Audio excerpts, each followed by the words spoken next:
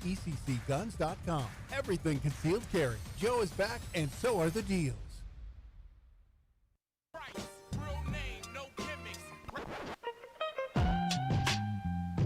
Who are you?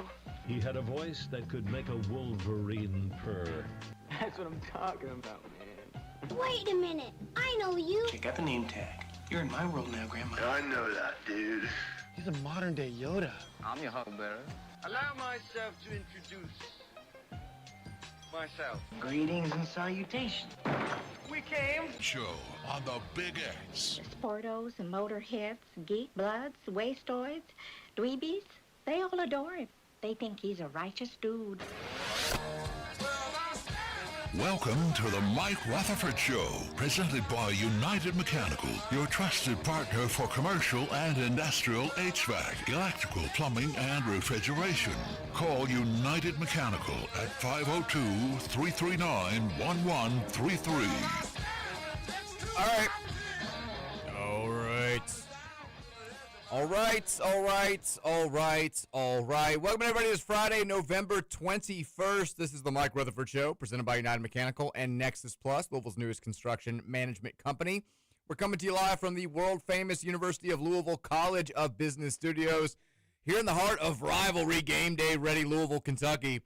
Cards fans, advance your career without interrupting it with U of L's 20-month professional MBA, the program that is designed specifically for busy working professionals.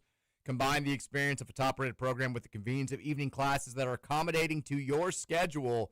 Connect with industry experts, expand your professional network, and hone your business acumen. Get started today and earn your MBA. The first step is visiting business.louisville.edu. We're on the air today from 2:34 until 5:30 here on 1450 AM, 96.1 FM, streaming all over the land, including on the Big X Sports Radio YouTube channel, airing live on WBNA Channel 21. You know us better as the Big X. It's Mike Rutherford. Roman Kelly in the house as well on a Friday edition of the show, and it is a big, big show. Double game day, kind of. We got the men's basketball team renewing their oldest and one of their most heated rivalries against Cincinnati coming up in about 4 hours. Woo! Cards and the other Cats in the Queen City. Tip off at 6:30 up there at Heritage Bank Arena. We'll talk a lot about that today. Second real test for the Louisville men's basketball team, and a unique challenge, I think, that they won't see often this season. We'll discuss what that's all about. We've also got a football game tomorrow. The Cards looking to whatever the opposite of that noise is. It's like you can make like something like that. We have a football game tomorrow. Cards looking to keep alive, I think, the prospects of having a good, not great season with a win over SMU. And really, for us as fans, we're looking for some sort of momentum going into the Kentucky game because that's what this season has become about. We had an injury report last night. I told you it was going to give us something to talk about today. We'll discuss that. I'll share what I know here momentarily on this front because I think there's a lot of things going around, and not many of them are based in reality. So we'll touch on that in just a second. But lots to get to over the course of the next 3 hours. We want to hear from you on the Game Day Men's Health text line at 502-414-1450. Whatever you got, we'll take it today. Kent Taylor at 3 o'clock, talking some high school football, talking some college basketball and some college football as well. And then Keith Wynn, per usual, at 4:30 to break down the SMU Mustangs. Before we get to any of it, we say hi to our guy, Roman Kelly. Follow him on Twitter at RomyBean. Roman, how are you, buddy? Doing well, Mike. I'm excited to be in here talking with you, chatting with you as it's game day. The best days we have here on the radio on the Big X, in my opinion. I will be in the studio. Have a long night as we've got St. X football tonight. So I'll be watching the game from the producer chair, but it's all good. I'll still be cheering. The Cards on. I've got the Cards fleece on in here representing. Nice. Don't know what game day music to play, so we're going to go with the basketball game day music, and we'll throw We Ready in there as well. Probably a safe bet. I mean, I think we can't abandon the basketball game day music after it led us to a win over Kentucky, right? Yeah. Especially since it is actually basketball game day and football is tomorrow. Basketball takes precedence in that regard. Definitely. And if we're being honest, at this point, basketball kind of takes precedence, period, because the basketball season is looking great and the football season, it hasn't gone up in flames, it is not. It's It is not where we'd like it to be at this point in time. So, yeah, we'll discuss that. How was your Thursday night, bud? Did you punch some tickets? We did. We punched some tickets. We hit a few different bets last night. I'm on like a bit of a heater of the ticket punchers with my official bets, 5-0 my last 2 nights, which is fun. I hit one of those bets where I was being a bit of a degenerate. We're allowed to say that, right? And No. we're not? Yeah, of course we are. Okay, good. And I was just like, you know what? I know Jalen Suggs is going to have a good night tonight. No Paulo Banchero. He's been having a great night. I saw his 20 points was at plus 300. I'm like, well, that's a bit high. And I grabbed it. I was like, I'm going to throw a couple bucks on this. And then didn't, and started scrolling through the other big games, and I found myself in the Sixers game. I'm like, well, Paul George is playing tonight. Plus 500 for him to score 20 points. Let's just pair these two things up, and maybe I really do think Suggs can get there, and if Paul George starts off hot, we'll get a good cash out. And that's exactly what happened. And then, of course, you don't cash out. But luckily, late in the fourth quarter, he gets that 20 and 21st point and plus 2,300 Nice. two-leg last night, which I don't like to start the show off with betting or even bring much betting into the show. But it's always fun when you do something. It's like I was literally on there for 30 seconds with those two bets. Not thinking about anything, didn't look up any stats really, and just made it and it hit. So that's always fun. I'm going to keep the betting talk going for just a second just because I was ready to start the show late last night. I was like, well, I'm going to have to start with this because this is a crazy sequence of events. So I'm big on the taking a bunch of college basketball teams that I feel like they're going to win and just parlaying, big money line parlay. Mm-hmm. And so I had like an 11-leg money line parlay the other night, and it lost in the last possible game because Troy beat San Diego State by 1 in double overtime. And the game was crazy. I turned it on. Crazy game last night. That's what I'm going with. SDSU hit a shot at the buzzer from half court in regulation to force overtime. They hit another shot in the closing seconds of overtime to force double overtime, and then Troy ends up winning by 1. Ruins my parlay. So last night, first of all, I did parlay. I teased Purdue down because I think Memphis can cover the 14. I teased them down to like 7.5. Smart. And took Purdue to cover that, and then parlayed it with Wake covering. I was like, Wake covering is the bet of the century. What did I say yesterday? They always play those games close. They just cannot figure out a way to win them. And so I parlayed that. Hit that early on. And then I had like a 14-leg money line parlay. Purdue scare you a bit? A little bit. But I know it's Memphis. That's what Memphis State does. That's what Penny Hardaway teams do. I wasn't shocked at all that the game played out the way that it did. Braden Smith with a hot 5 points last night. Yeah. He had a nice little flashy behind-the-back pass that made everybody go crazy. But against really athletic teams, told you, not great. But so it comes down last night again to USC Troy, the battle for Trojan supremacy. Very late night, and the game's on. I'm in bed, and I'm like, hey, let's flip this on. Crazy game again. Goes to overtime. Goes to double overtime. Goes to triple overtime, and Troy is taking control in triple overtime. Like they forced overtime every single time, down like 4 points late. They found ways to extend the game. All of a sudden, they're up by like 6 in the last minute. I'm like, well, this is going to be a great story. Troy's is my new arch nemesis. I hate them. And they're up to closing seconds. All they got to do is salt the game away. They throw the ball long. It gets stolen. Chaotic finish. And this kid, Jordan Marsh for USC, hits this crazy off-balance left-handed shot at the buzzer for USC to win by 1 at like 1:40. I'm losing my mind. Like 1:40 a.m. It's crazy. And so I hit the bet, feeling very good about it. Like crazy night. But let me say this. After watching a little bit of USC, there are people out there who are like, they had a good transfer portal haul. It's Eric Musselman. They're a legit threat in the Big Ten. Mm-mm. That's a Sweet 16 Elite 8 team. I watched them play for like probably an hour last night. I know it's November. That team's not going anywhere. No. Chad Baker-Mazara, all-time bad body language guy. He scored 34 points last night. He's insanely gifted. Anytime something didn't go his way, He's screaming at his teammates. If they miss a shot, he's walking off the bench. He tried to leave the game at one point. But everybody played with somebody like this at some point in their career if they played sports at any level. Like who was like the most talented player. You play pickup with kids like this. But when things are going poorly for them and for everybody else, they're just blaming everybody else and being the worst teammate. When they start hitting a couple crazy shots, it's like, hey, man, my bad about getting you. Everything's fine then at that point. They're trying a little hard defensively. That's absolutely Chad Baker-Mazara. And you could just tell watching Musselman on the bench, I'm like, this team is going to drive him absolutely insane. They're talented. They could make the NCAA tournament. They're not doing anything. Like that, I'm out on USC after watching them play. I'm like, these dudes hate each other. Everybody on that team hates CBM behind closed doors. They're also probably like, dude, you're 27. Why are you like? You can't play video games with us. Go back to your apartment. Leave us alone. But that was a wild night last night. Felt good to hit the bed, but I'm not big on USC after just watching them play that game. Troy, I like them in the Sun Belt. I think they'll be a good team. They'll be a tough out. They're fun. They have like a really short bench, and they've played 5 combined overtimes in 2 days, or 3 days, which is pretty insane. But good night of hoops again last night. We'll talk about it a little bit today, but the primary focus will be on Louisville football and basketball because we've got a pair of games now in the next 24 hours. We'll start with football here, and we'll start with the news that came out last night.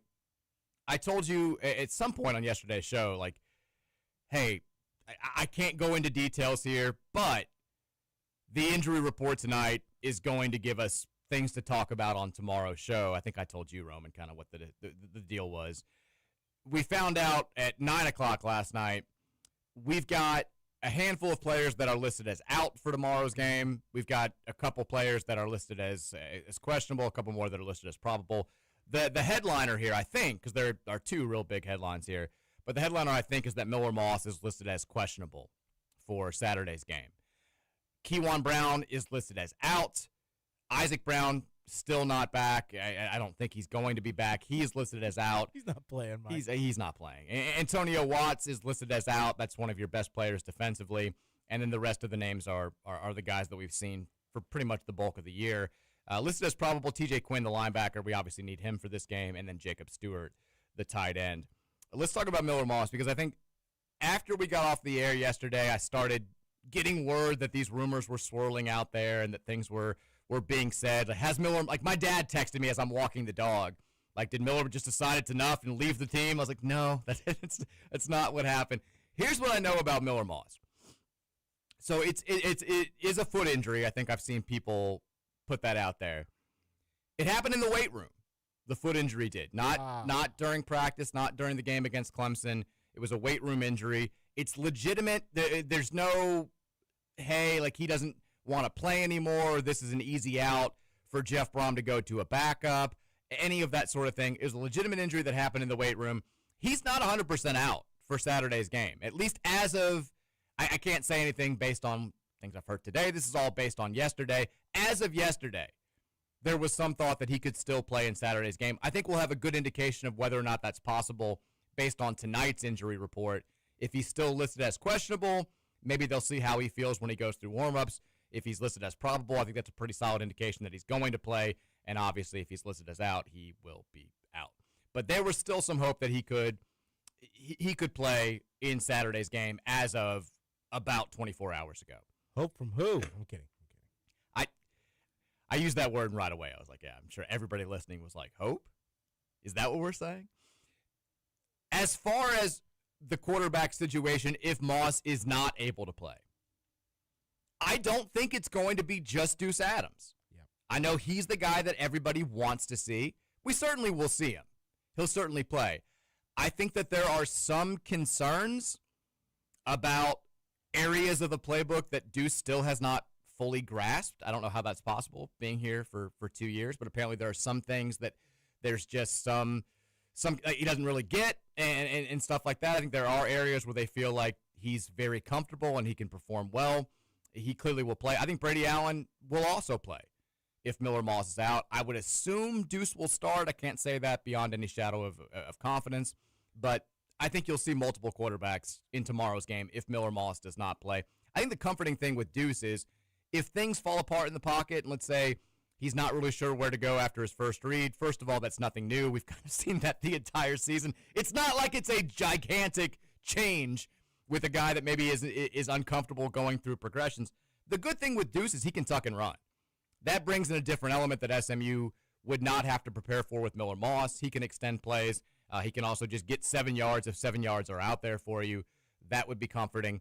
But I do think that, from what I'm told, that there are some areas where they still feel like he's a little green. what better opportunity to figure out what he can and cannot do than an actual game against a fairly good defensive team from SMU that has a horrible secondary where you can take some deep shots. We know he's got a cannon. I'm not opposed to doing the F it, we're going deep play and just, sending Chris Bell and Colin Lacey, if he's healthy enough to play out there, and going for it. So that's what I know about the quarterback situation. As far as the other guys, Kewan Brown, unfortunately, I believe, is not going to play the rest of the season.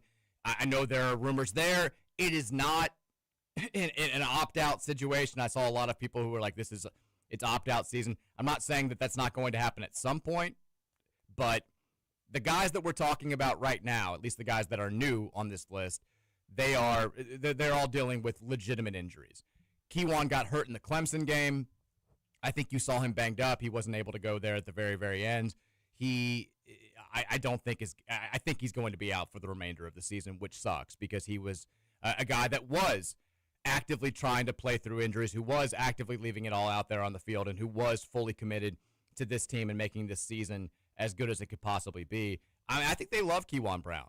I know that I love Kewan Brown. I love Kewan Brown. And look, he was hitting his stride. 135 yards last week, 136 yards the week before. I hope that we haven't seen the last of Kewan Brown in a Louisville uniform, and I think the staff feels the same way. I think that they're going to do what they can to make sure that he's back next season. I think he's one of the guys that you're trying to build around for next year. With no Isaac, and I think you're right. I don't foresee Isaac seeing the field at any point again this season. You are looking at Duke Watson. I'm assuming he's good to go. He's not on the injury list. There's nothing holding him back at this point. He should be your primary workhorse in this game. We'll see if Braxton Jennings gets some touches or if they want to move some guys around and do some different things in the backfield. But it's kind of a one-man running show at this point, at least when it comes to the proven commodities. So that sucks. I can't speak on Antonio Watts. I don't know exactly what happened there. I'm just told it's an injury.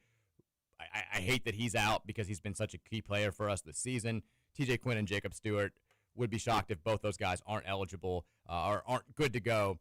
But as far as the people out there saying it's quitting season, it's at least with the guys that we're talking about, it's definitely not at this point. If there are some mysterious guys that are just not dressed out or not there on Saturday, then maybe that'll be a different story. But to my knowledge, everybody's still at practice. Everybody's still going through things. They've just got hit by some injuries, both this week and during the game last week against Clemson.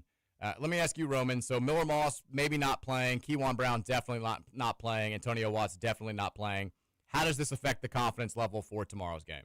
I think this helps me a little bit, Mike. Okay. Now, I don't wish injury upon anyone. I hate that they're injured. I don't want anybody unhealthy. I think it makes you, if Miller's out, changes the defensive game plan a little bit. You probably are going to blitz more against these young quarterbacks that they're going to be in there as they don't have the game experience like Miller does, and you've kind of seen the Miller accuracy being questionable. So that would probably change the defensive game plan a bit. But I think going forward, you now know you're going to have to do things differently. You're not going to be able to run your basic and normal offensive game plan that you've had these last handful of games. You're going to have to get creative and have to do things differently than you've done them. You're also going to have to utilize players that you probably haven't utilized, or at least in spots and in formations that you haven't had them in, because you don't have everybody right now, it seems like.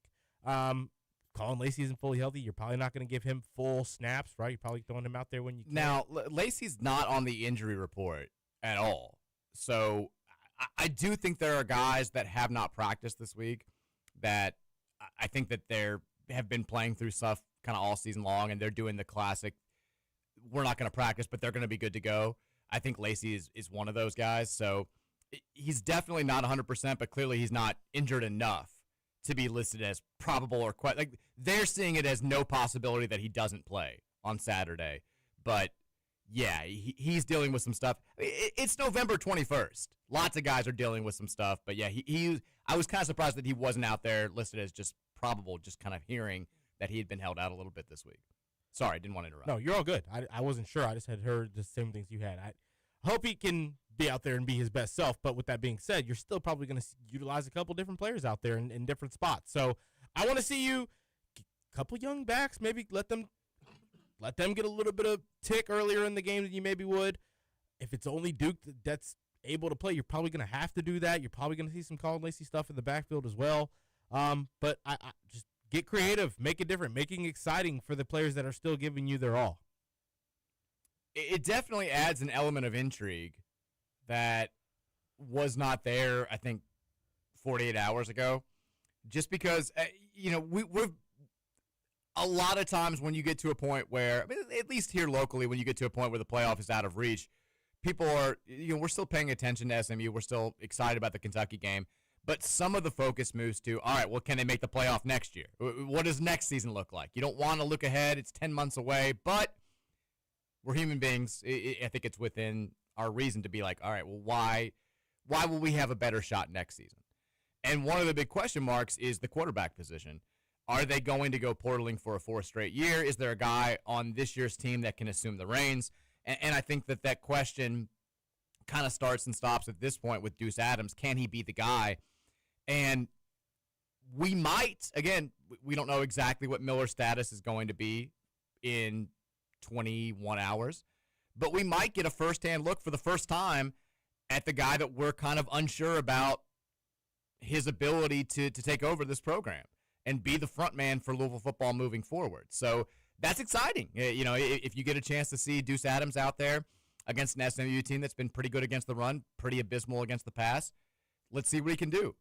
Like I said, I don't think he takes every snap for Louisville in the game tomorrow if Moss isn't able to go, but I do think you see a healthy dose of him, and it certainly will be a stronger and more easy to look into sample size than a couple of throws against Eastern Kentucky and a couple of runs in short yardage situations against other teams. So, yeah, I think there's an element of intrigue now with this game that wasn't there before this news. Not like you said, I think it always has to come with the addendum that we don't want Miller Moss to be hurt. If Miller's 100%, that's what we want. But we do kind of want to see Deuce Adams at this point and see what he can do. It's a weird situation. I think we'll get more clarity on it tonight when the second injury report comes out. Although Louisville's they've stayed pretty consistent as far as their first injury report remaining the same. The next two injury reports, the first two almost always look identical, and then there are a couple of they change guys that are questionable to probable on the morning of the game. So I don't know if anything's going to change tonight, but maybe we'll get some sort of added information as far as what Miller Moss's status is for this game tomorrow. I don't think, has the line moved since this news came out? What was it? What do you know it's at? It was 2.5 yesterday. All I've seen. And I from what I've seen, it stayed at SMU 2.5 throughout the entire week, basically. There was one place that had Louisville favored, and I don't know if that was a mistake. It looks like it's minus 2.5 at every single book besides BetMGM, which has it at SMU -3, or BetRivers.com has it at Louisville -3, at SMU -3. So nobody thinks that this really changes anything for Louisville. Either that or they believe that Miller Moss is going to play, and they're not going to adjust things accordingly until they get some sort of 100% certainty that he's going to be out. But maybe people are like, we kind of know what Louisville is with Moss. They might be better without Moss. We just don't know, at least not enough to swing the line in one direction or the other. So who knows? But interesting news last night. Not great news as far as Kewan and Antonio Watts being out, but certainly a new element of intrigue with Miller Moss potentially not playing in this game. We haven't got a chance to talk about Louisville-Cincinnati. We will do that a little bit later. We're going to have Kent Taylor on after the break talking some high school football. It's round 3 in the KHSAA playoffs. If you've got a kid out there playing in one of these games, good luck. It's disgusting out there right now. Hopefully the rain will stop and we'll have some at least dry conditions tonight for those that are going to be in the crowd. But we'll talk about WLKY high school playbooks coverage. We'll also get his thoughts on Louisville basketball taking on Cincy tonight. The weird week for Kentucky basketball, and also what's going on with both of these big-time football programs. So KT on the Call Your Law Firm hotline after the break. 3 o'clock hour starts next. Keep it locked right here. It's the Mike Rutherford Show, presented by United Mechanical, 1450 Big S.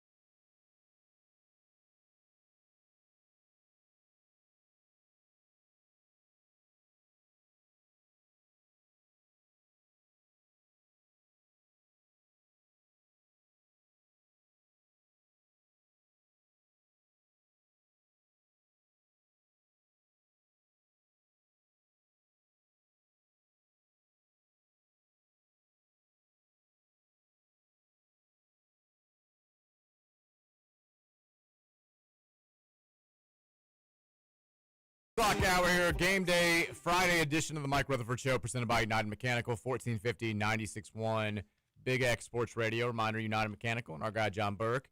Kentuckiana Business's winning choice for reliable HVAC, electrical, plumbing, and refrigeration services. Give them a call at 502-339-1133 or visit online at UnitedMechanicalInc.com. It's rainy, it's gross out there, but we got Kentucky High School football playoff round 3 going down tonight across the Commonwealth. Everyone battling to have one of those vaunted Thanksgiving Day practices. This is the make or break round. This is what separates the true contenders from the pretenders. To talk about it on the Call Your Law Firm hotline, as he does every Friday, we got Kent Taylor, WLKY Sports Director, 732-time AP Sportscaster of the Year. KT, how are we? Good, Mike. I would like for this rain to stop, though. I'm not looking forward to standing out in the rain for a couple hours. It's disgusting. I'm hoping it's going to be at least dry, but it's not sounding promising from what I hear. But it is round 3 of the Kentucky High School football playoffs. Like I said, it's a special thing for these kids to be able to practice on Thanksgiving. And a win tonight gives them the opportunity to make that happen.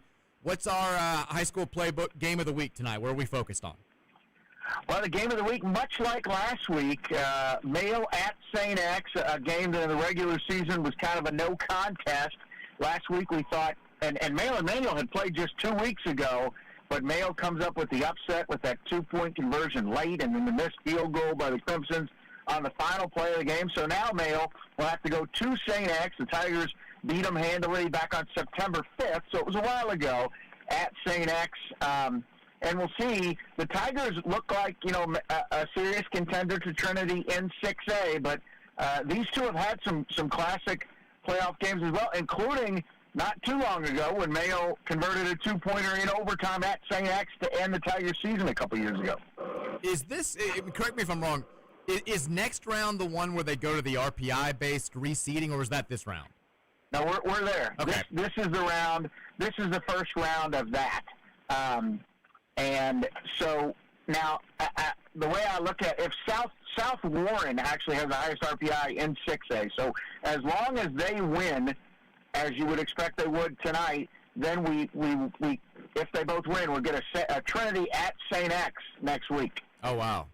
There you go. So Trinity taking on Madison Central tonight. All I've seen is they blasted PLD in the first round. They blasted George Rogers Clark in the last round.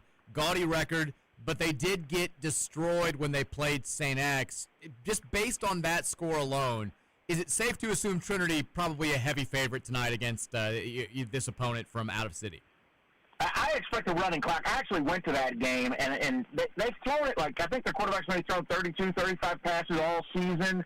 Let me tell you, we went to that game, and I wasn't there for long because the Tigers scored 2 pretty quick touchdowns on them. So I would expect kind of the same result tonight, and Trinity to move on easily, maybe even get to that running clock in the second quarter, which, depending on the weather, I'm sure the fans would appreciate. Outside of 6A, big spot tonight for the Fighting Roman Kellys of Atherton. They're playing at Wagner. They will take on a perennial powerhouse in Bowling Green, who, as you expect, has hit their stride late in the season. How are we feeling about the Ravens this evening? I got to believe this has got to be one of the biggest games in Atherton history. You mentioned, separating the pretenders. A lot of schools can make it to this round, but to make it to that next round where you're 1 win away from playing for a state championship, I think the Atherton program is at a point where, yes, they are certainly capable of doing it, but boy, what a test.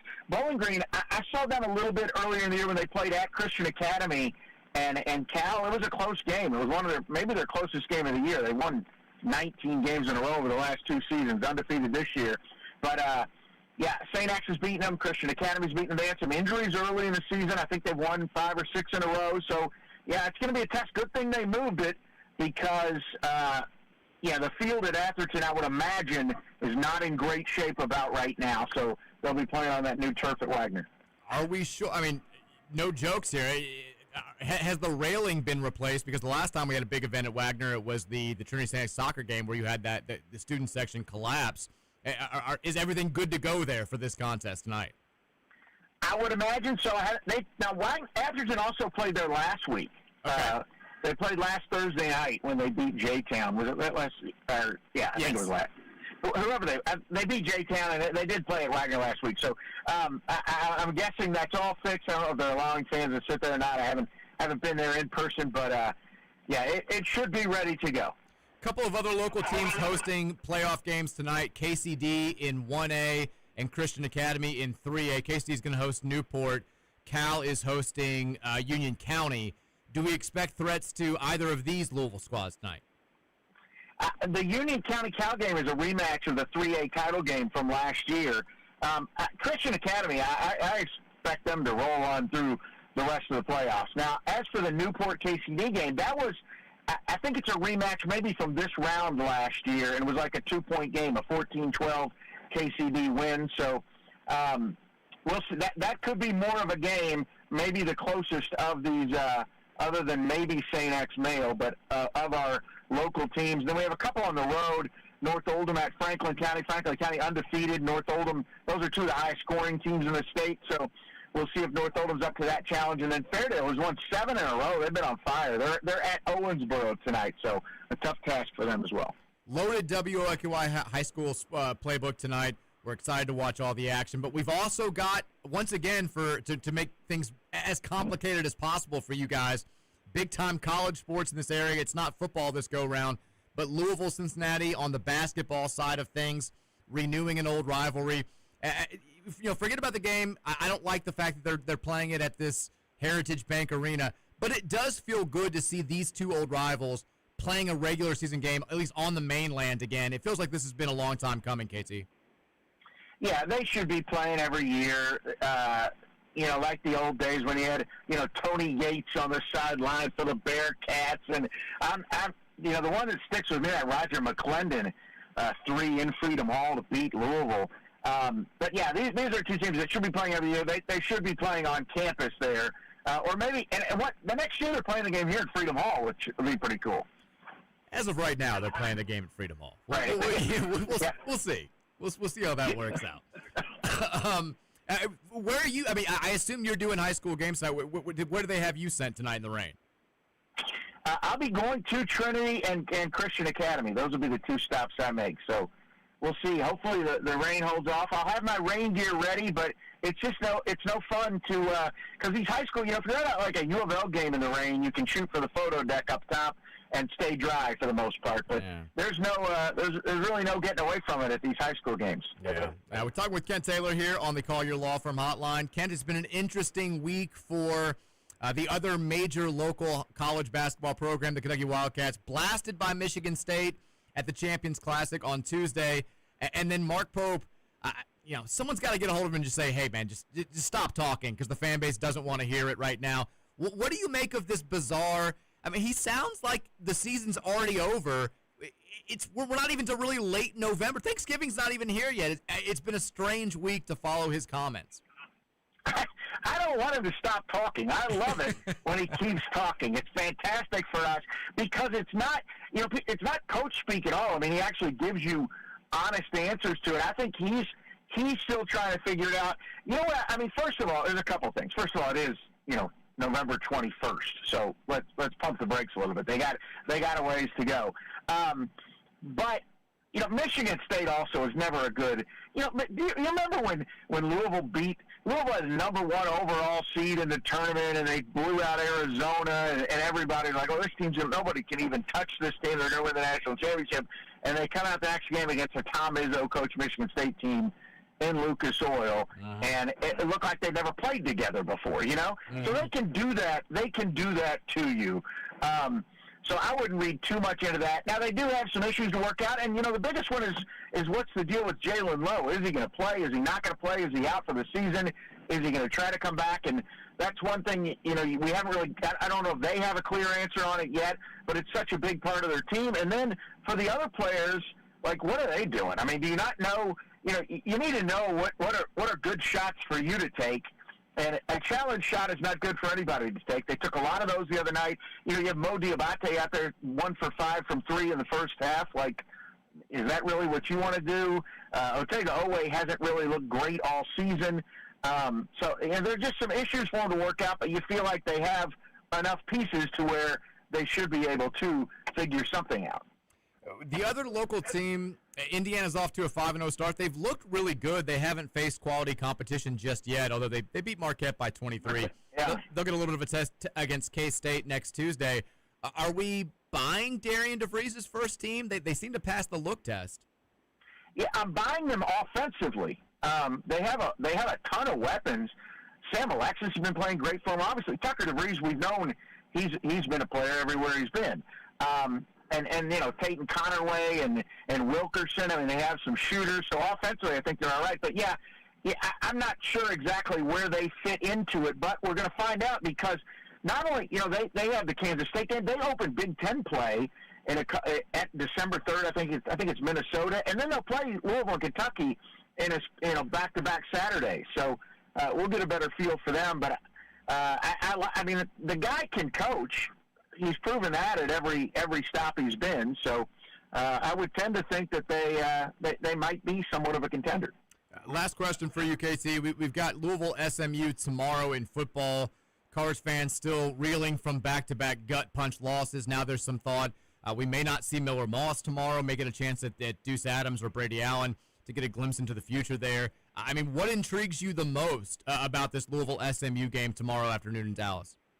You know what intrigues me the most, Mike? Who's the kicker? I mean, what happened there? I don't know. Is Ranvier going to come back out? Is he going to be able to kick? Do they make a switch there? I'm not sure. That whole situation was so weird, and I don't know that we'll ever really get a true answer on it. But in such a key situation in a game to put in a different kicker, don't get me wrong. I'm sure there's reasons for it that we may not ever know. But I don't know if it's a mental thing with the kicker. I don't know. But that was a strange situation to me. So I'm interested to see, yes, obviously who the quarterback is with this latest Miller Moss news, but also because their kicking game has been pretty solid all year. I mean, you're right. We spent the first 20 minutes talking about the quarterback situation, 0 minutes talking about the kicker situation. We may have missed the forest for the trees there, kid. Isn't that interesting? Yeah. Doesn't that interest you though? Like, what was the deal there? I don't know. You're not wrong. Very strange situation across the board for Louisville football. Hopefully they can get things figured out tomorrow afternoon. Hopefully the weather will clear up for Kent Taylor and company. Even if it doesn't, we'll be watching tonight WOKY High School Playbook. Third round of the playoffs. All your action tonight on WOKY. Kent, we appreciate the time, man, and have a great weekend. Thanks, Mike. Stay dry. All right, there it is. Kent Taylor on the Collier Law Firm hotline, getting us up to date with the local high school football scene and sharing some college thoughts as well. Reminder, the Collier Law Firm, they got you covered if you've been hurt in an accident or on the job. Just give them a call at 502-736-8141. You can also visit them online at collierlawfirm.com, COLYER lawfirm.com. Hurt in an accident or hurt on the job, Collier Law Firm. I mean, I think Cooper Ranvier is going to be the kicker tomorrow. If he's not, I'm going to be a little bit upset. Better be. He's been great all season long. I think if you send him out there to kick that field goal at the end of the game, we're sitting here talking about an 8-2 Louisville team. But that's me. No use talking about it anymore, I guess. Let's talk a little basketball, Roman. Are you ready for that? Yes. Louisville, Cincinnati, the resumption of a long. I'm pretending that the game in 2022 didn't even count. It was a 7th-place Maui game. It was Kenny Payne. Who cares? We haven't played in a decade. These two teams have not played in a decade. The last time they squared off was in the American Athletic Conference when Russ Smith hit a crazy game winner to break hearts all across the Queen City inside Fifth Third Bank Arena. 101st meeting between these two teams. They followed each other through the Great Midwest, the Missouri Valley, the Metro Conference, Conference USA, the AAC, the Big East, all that good stuff. And now we're finally getting back at it. Now it does feel strange that they're not playing a true home and home. I don't know what went into this situation, this decision. But Bearcat fans are furious about this. I'm seeing more and more of this about, they screwed this whole thing up. The direct ticket pricing was terrible. We're not going to have nearly a full arena. Most Bearcat fans aren't going to this game. I do think a solid number of Louisville fans have scooped up these tickets. But I kind of hinted at it there. I think there's a very real possibility that they do not play next year's game at Freedom Hall. I don't know what that means as far as, because if you're Cincinnati, you feel a little bit slighted that you didn't get a true home game. You don't want to play at the Yum Center. Maybe they pick another neutral site for this game. I don't know exactly how it's going to go, but this thing I don't think was fully thought through. But it is going to go down at Heritage Bank Arena tonight. And I think it's a very interesting game for Louisville. Before I get to my thoughts, Roman, give me the brief Roman Kelly synopsis here about maybe why you're a little bit concerned about this game or why you're not concerned about this game for Louisville. Yeah, I did some highlight watching on this game, or on this team, Mike, a couple of their matchups. And one aspect that it does worry me is the size that Cincinnati has. Mm-hmm. They've got defense in their starting lineup in the 3, 4, and 5 spot, and then they've got it in the 3, 4, and 5 spot on the bench as well. They've got their 2 starting guards, Krisa and Thomas, who are not the biggest of guys. They're not really the best of defenders either, at least from what I'm seeing. And I think that that's going to probably have to be where we take advantage. However, though, they defend hard. They close out extremely hard. They don't allow a lot of easy stuff in the at the rim in the half court. But they also like to run a little bit for a team that doesn't have a lot of shooting. They run a lot of it, yeah. A lot for a team that I felt like doesn't have a whole lot of shooting out there, if I'm being honest. Kreese he's good, but he's streaky. Thomas is seeming like he's got some range on him. A couple of their wing guys seem like they can shoot. They're willing to shoot, but they're not really the best of shooters. But pretty much everybody outside of those 2 guards can defend and is big, but also like strong. That's another thing I noticed is that not only are they long, they're brawny guys as well. They've got this one lefty on the perimeter. He's a 3-4 hybrid kind of a player. I've already forgotten his name, but you're talking about Sean Abayev, who is the 6'8" freshman, and that guy is a pro. You talk about how good this freshman class is in college basketball. He was number 22 in that class, according to 24/7 Sports. That dude, he's got an insane. Okay, I didn't know he was a freshman. I would have guessed senior with the way he was playing. He looks like a senior. Exactly. He's a 19-year-old kid who looks like he's 28. And they've got a lot of athletic size like that, if I'm being honest. They got another guy down there, a bit bigger, I think, than Abiev, and then a bit shorter as well. I can't remember his name either. It didn't look like the jumper didn't look good, but it was going in.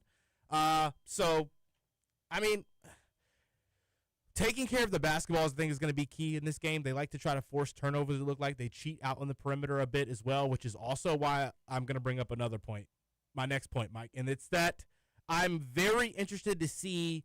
And I mentioned this is going to, if you listen to the Running with Roman show, it's going to be the direct point I made there. But what we do in the 2-point field goal decision-making department, because the way that they kind of defend is that they're looking to get you to run off the 3-point line, and they're hoping you try to drive to the basket so they can go jump with you and contest at the basket, and then they're trying to run from there.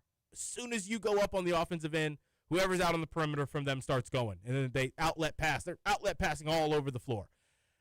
I noticed that Dayton and then the last team they played, who was their second to last game? Mount St. Mary's. Both of those teams had all kinds of room to operate in the mid-range, in the 8-foot floater, 6-foot area. Yes. And they didn't really utilize it as much as I thought they should have. Granted, I'm watching the condensed games. You're not wrong, though. No, that's exactly what they wanted to do. I'm not getting to see all the missed shots. So if there's a bunch of missed floaters or a bunch of missed mid-range shots in those 2 games, I didn't get to see them. And that's what I'm interested to see what Louisville does tonight, because Michael Brown, Ryan Conwell, even Isaac McNeely, they're going to see big defenders coming at them. They're going to be open for a sliver of a second when they catch the ball out there on the perimeter, but they're not going to be open enough to shoot it. Hard closeouts. We have good decision makers in those areas, but in the Pat Kelsey system, you're told to go to the basket or kick out and find another good shot. I feel like there's going to be technically a lot of open shots in the mid-range area tonight, and I want to see if we utilize those at all. It may be kind of like a Michael Brown gets to, because you just kind of let Michael go do his thing when you've got athleticism out there, but I think what you just said is why I think this is a really unique challenge for this team at this time, because they've got 2 of the best shot blockers that we're going to see this season. Mustafa Cham, that's his name. That's the big dude. I couldn't remember it earlier. Massive human being. 7'2", 250 pounds. And he can jump. He was one of the best shot blockers in college basketball last year at Central Florida. He was one of the prized recruits in the transfer portal. He's blocked 8 shots in their last 2 games combined. they will. I mean, I think what you just said is going to be their defensive game plan is pretty simple. They are going to run us off the 3-point line and try the 3-point line and try to funnel everything towards Chom. And then Baba Miller, who's 6'11", he's not nearly as brawny as Chom, but also one of the better shot blockers in college basketball. He's got great instincts. That was a big part of his appeal when he was also in the transfer portal coming out of Florida Atlantic. He's a guy that we recruited. I mean, everybody recruited him. He is a very, very good shot blocker. They're both averaging 2.3 blocks per game. And you know, they're huge, 7'2" and 6'11". So they will try to keep us from knocking down the outside shot. They will try to force us to get all the way to the rim. And like you said, it'll be interesting to see if we do pull up and take some semi-mid-range or take some floaters. This is why, I mean, you mentioned the pace. Since he plays at a faster pace than we do coming into this game. Really? Which is insane. I mean, it looked fast in these highlight condensed games, but I couldn't really tell. They're forcing so many turnovers. Entering tonight, they're playing at the 27th fastest pace in college basketball. We play at the 30th fastest pace. And you might say, well, you know, we want to run. Our best opportunity to get offense against them is in transition. They turn the ball over a ton. They do turn teams over a ton, but they turn it over a ton themselves. If we can get open looks off of turnovers or missed shots, that's our best opportunity. Because the half court, their game plan is straightforward. Their guards, I mean, you mentioned the two starters, Carissa and Day Thomas. Day Thomas is 6'1". He's not overly big. I think we can get around him. He's not really trying to defend too hard. He's the consummate, solid but not spectacular player. Now he is an electric shooter. He's shooting 61.1% from three right now. Yeah, he's pulling up from deep, and he takes good shots. He's not a high volume shooter, but he's 11 of 18 so far this season. And it's not a completely abnormality. He shot 40% from three as a high-volume guy last year, so he's a good outside shooter. And then Kirk Carissa, we know. He's feast or famine. Like, he might go out there and score 30 tonight and single-handedly flip this game on its head, or he might have 2 points and 9 turnovers. You just don't know. But he'll have moments where it looks like he's on path for both. He'll come down there and he'll bait a defender and have a brilliant dime, and then the next time down, it's the worst turnover you've ever seen in your life. He's averaging 5 assists and 3 turnovers per game. That's who he is. It's who he's always been throughout his career. Now, he's not scoring at all right now for him, so you do feel like he's kind not of even due. looking to all that much. I mean, he's shooting 25% from the field and 25.9% from three. He'll take his shots when they're out there. Shot selection has never been his forte. He's kind of a run ender, but if he gets going, he's one of those guys who's naturally as gifted as any player on that roster. But the guy that stands out to me, and the guy who I also think has a chance to flip this game on its head, is the one we mentioned, Sean Albayev, who is a electrically gifted freshman. I mean, he is. You can see why people think he's a pro. 6'8", lefty. Now calling him Abiev. Abiev, yeah, he is awfully good. I don't know if that's right, but that's what I heard. He's in one-on-one situations, like he's a bucket, and I don't know if we have a great option to slow him down. Now, he does have the classic freshman problem of, I don't know if you noticed this on some of the films, the ball kind of stops when it gets to him. Yeah. He's still figuring out how to play with other really good players. In transition, he's very scary. Right. In the half court, you know can't sag off of him, but he's not going to be going out there and breaking his man down with 4 dribbles. No, he can shoot. He's a 3-level scorer. He can shoot, but you feel more comfortable with him taking the outside shot than you do him getting downhill and moving towards the basket. There's going to be like 7 left-handed guys in this game. It's going to be a crazy lefty game tonight. Is number 23 for them? Like, I have another 6'8" guy who's strong. It's the dark-skinned guy, I believe, that's not Baba Miller. Jalen Haynes. I thought his last name started with an S. Maybe it didn't. But two players built exactly like Abiev. There's another one that's a left-hand shooter, can guard 3, 4, 5 spot, honestly, if he needs to, and plays hard. Yeah, I think you're talking about him. But they've also got Sincere Harris, who we played last year at West Virginia, who's more of a physical – he's a defensive-minded guard, scores well in transition, doesn't shoot the 3 at all. He won't even look to shoot it. But Cincinnati, I mean, their game plan is going to be relatively straightforward. They've won with defense so far this season, despite playing at that pace. Nobody scored more than 64 points against them, which is pretty outrageous. They want to kind of muck this thing up, and they want to get a bunch of buckets in transition.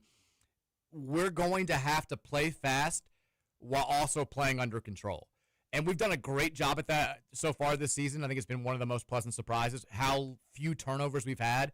But we can't afford to let their play style get in our head because they play like turnovers don't matter. They're like, oh, we're just going to get it right back on the other end. We can't afford to play that same style because that's exactly what they want.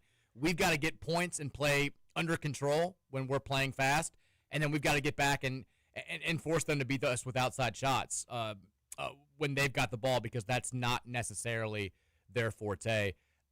Kind of quick question for you. So Baba Miller is 6'11". He's very versatile. He can score at all three levels. He's got about 5 or 6 inches on Javon Hadley. Do we think this is a game where we need some combination of Kenai Roots and Case and Pryor to play big-time minutes? You need a Case of Pryor and Kenai Roots to be on their A game defensively, I think, in this game. Because if it's Hadley on him and then like McNeely or Conwell on Abayev, like those are 2 mismatches in their favor. I agree with you completely. Jalen Celestine, that's the kid. Okay. I think is going to play a ton. He doesn't, but if he does in this game, I worry about the matchups there because they let him ball handle. He's a 6'7" guard, they're saying, but he plays off the ball. He was at Cal for several years before. I think he played at Baylor last year. He could present a couple different matchups, but I guess he's not going to play much in this game. I kind of worry about Javon Hadley in this game in the half court, I should say. Yeah, so do I.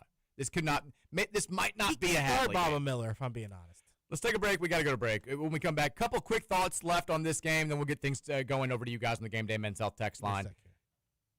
Keep it locked right here. Hour number 2 of the Mike Rutherford Show, presented by United Mechanical, presented by Nexus Plus, live here on 1450, live here on 96.1, Big X Sports Radio. We will be back right after this.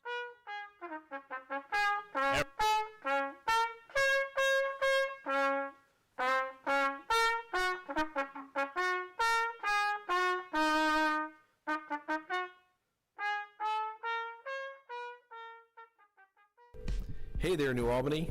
This is Mayor Jeff Gahan.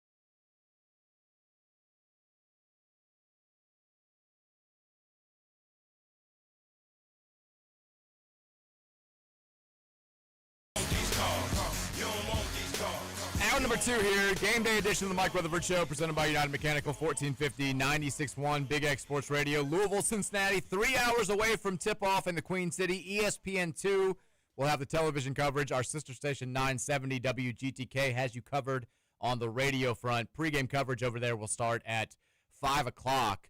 Are we simulcasting for the last half hour? I don't know. I'm not sure yet. Figure that out. Because if so, we probably can't do like the pick'em and stuff. So we got to keep it U of L based. Yeah, got to keep it basketball preview based. Regardless, big time game tonight for the Cards. Spread is 9.5 points. I was surprised that it was quite that high, Roman. Were you? I was. I thought it would be like 6.5 or 7.5. Yeah, I mean, this is a large disparity from what the predictive metrics have this game at. Ken Pom has Louisville winning this game by 5. I think Torvik has Louisville winning this game by 6. So the humans are believing a little bit more in Louisville than the computers are. I think the computers want to see a little bit more defense, but it's like I expect points. I know Cincinnati, when you look at their scores, you're like, oh, classic plodding, like slow, gross Cincinnati. And the reality is they've played at a hectic pace. They just have struggled offensively, and their defense has been remarkably good. If they hold Louisville below 64 points, they will have accomplished something extraordinary. I don't think that's going to happen, but I do think that there are some reasons to be excited to see how Louisville handles challenges that they haven't been faced with so far this year. We talked about, they've got a 7'2", gigantic shot-blocking center. They've got a 6'11" guy who's also a great center, but also is a super versatile offensive player, a 6'8" freshman who I think is going to be an NBA player at some point in the relatively near future. They've got a unique combination of great size. They're extremely physical on the perimeter, and a couple of 6'8+ wings who are 3-level scorers. We haven't seen this type of challenge yet. I'm not saying that they're like better than Kentucky. I'm just saying that they present challenges that UK didn't, and that obviously the 3 bye games that we've played did not either. We were talking about this right before the break. We love Javon Hadley. He's a leader on this team. I do wonder what his role is going to be in this game. I assume that they still start him, but if you start Hadley, if we're assuming, Sananda Frew is going to be on 7'2" Mustafa Cham, then you've got 6 foot. They list him at 6'7". Do we really think Javon Hadley's 6'7"? No. I mean, he's a strong 6'6". He's like a slight, maybe 6'6". He's guarding 6'11" Baba Miller, and that leaves either 6'4" Ryan Conwell or Isaac McNeely to guard 6'8" Sean Abayev. Those are a couple of pretty clear mismatches for them. This is going to be a game where it already is a game where you would love to have 100% healthy Kason Pryor, because he could go out there. He's probably the best pound-for-pound matchup to put on Baba Miller. You're going to need a combination of him and I think Kenai Roots. Like, we've been talking about Kenai looking great against the overmatched competition and still not doing a ton in the exhibition game against Kansas and not playing a big role in the game against Kentucky. This is the first game this season in a spotlight spot. I did not phrase that well. in a spotlight game where we really need Kenai to step up. Because he's 6'10", 6'11". He's got the athleticism. 7'1". He's like 7'5" at this point. He could basically guard Cham if we wanted him to. But he's got the combination of size and athleticism to do a good job on Miller, to help out on Abayev, to help out with the doubling on Cham if he needs to, and then to hopefully hold his own on the offensive end. I think we need a healthy dose of Kenai tonight, Roman. We do. But even more so than that, we need Sananda Frew to just be that pro, be that aggressive pro that he can be. Well, we've seen him show little tiny flashes of. We know that he has the body type for it, because this game's going to command it on both ends of the floor, if I'm being honest. They're going to try to utilize the lob threat. They're going to try to utilize the Thomas speed and getting these big guys downhill, starting not necessarily from the perimeter. And they're going to try to get the lobs going because they feel like they're going to have the advantage in play above the rim. So Sananda Frew is going to have to be on his A game as well. He is. I think you need Sananda Frew to play real well. I also wonder if we're going to see more Vangelis Zugris than Ali Khalifa. I maybe not more, but no. I was going to say if we're going to see more Khalifa than we've seen this season, because offensively, if you get into half court situations, ideally you want to pull Cham away from the basket, and if you've got Khalifa with the ball at the top of the key, first of all, if Chom's just leaving him wide open, you need him to take that three. But if you can pull Chom away from the rim, that takes away one of the most elite rim protectors in college basketball. And if you watch, I know you watched that Dayton game, they were very susceptible to back cuts. They got beaten backdoor a bunch in that game, and we know nobody throws a better backdoor pass in college basketball than Ali Khalifa. His most minutes played so far this season was 15 against UK. I'm calling it right now. I think Khalifa plays more than 15 minutes tonight. Really? Yeah, I think that obviously he presents some issues for us defensively. That's what I worry about. And rebounding, I kind of fear. Yeah, they've been a really good rebounding team, but we kind of rebound as a unit anyway, and I think it falls more on the 4 and the 3 than it will Khalifa in this game. I think he'll play a decent amount. I think Frew will obviously play a ton, and then you're saying we want to see a little Zougaras tonight. I just think the aggressiveness he can play with, the size.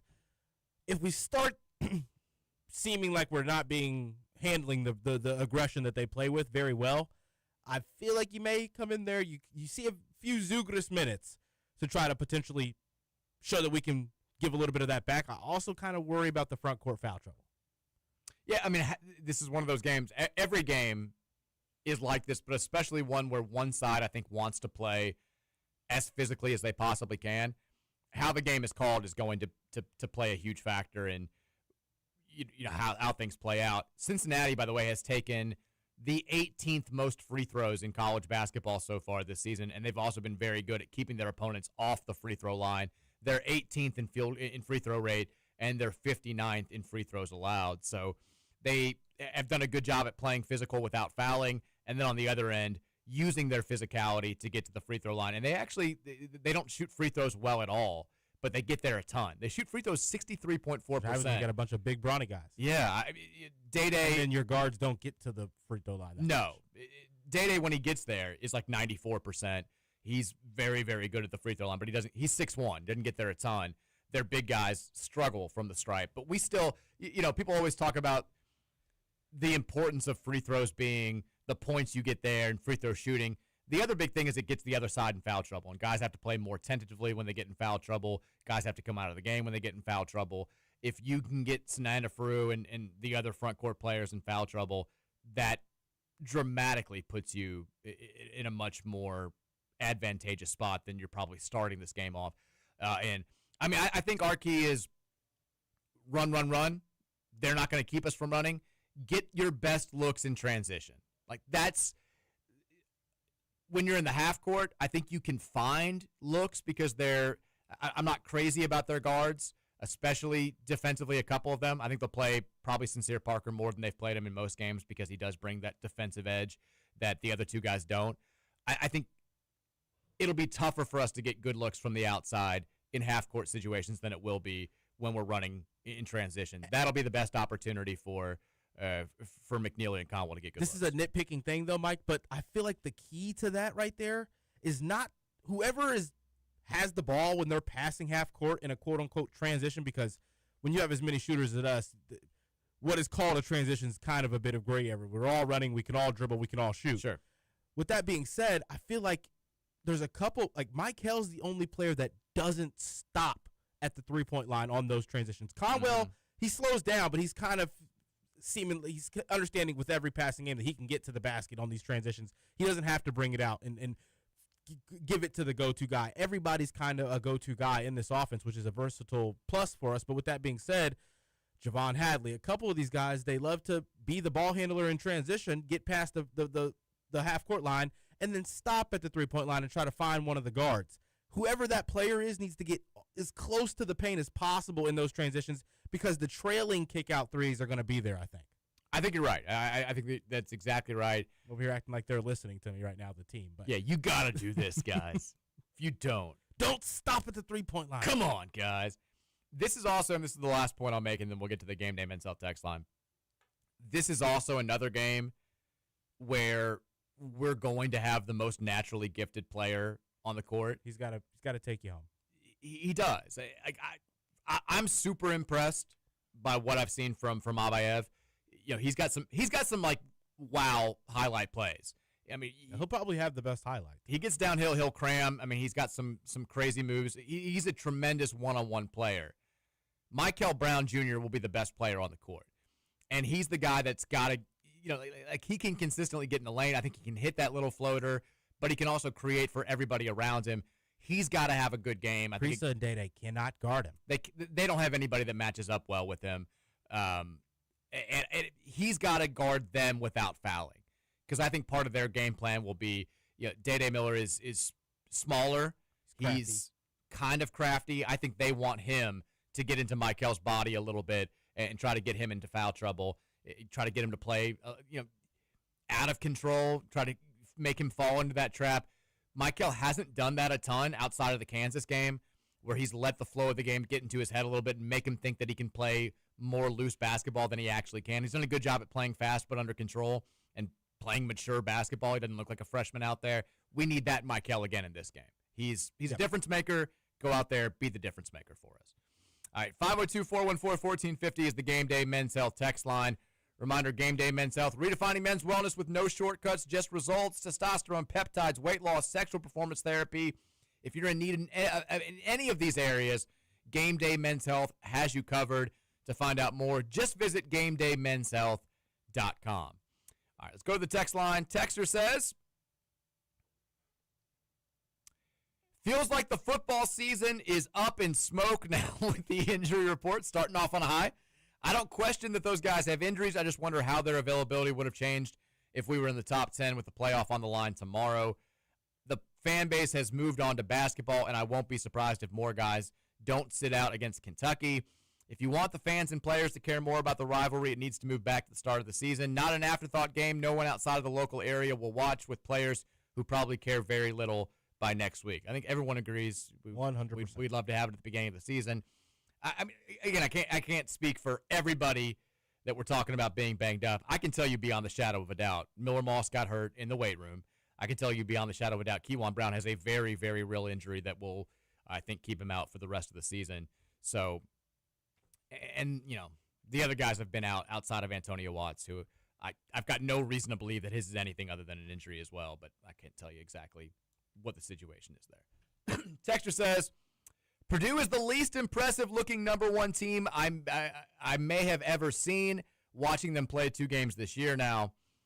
Also says, I think I may quit my job and just start fading producer Doormat's bets. Oh, is that Producer Matt? Producer Matt has a nickname. Yeah. Doormat. Well, he took Purdue minus 15.5 last night on the Running with Roman show for his Big X Big Bet yesterday, and I tried to tell him. Memphis State may be bad, but Purdue's mid. Purdue down to 4 on KenPom now. Used to be like 34th. They'll play Texas Tech tonight in the championship of that Bahamas championship. Texas Tech probably should have lost to Wake, but Wake should have lost. Wake just cannot figure out a way to win those games. Although I think that the no foul call, Wake was down 2, they had the ball late, they drew up a lob play, kid got pushed in the air, they didn't call the foul, and then Texas Tech came down the other way and scored to go up 4. Steve Forbes almost lost his damn mind, but that's twice now. Wake should have beaten Michigan. That was the one that really got away. They had Michigan dead to rights and then collapsed late and lost in overtime by 1. And then they were right there with Texas Tech last night and just couldn't make the plays necessary. It's kind of the story of the Steve Forbes era out there. Very, very close, looking good most of the time, but just not getting it done. They're going to be tough in ACC play, though. They've got a couple of dudes, no question about it. I don't think Texas Tech's all that special. They're not as good. Like, I was very big on them going into the season.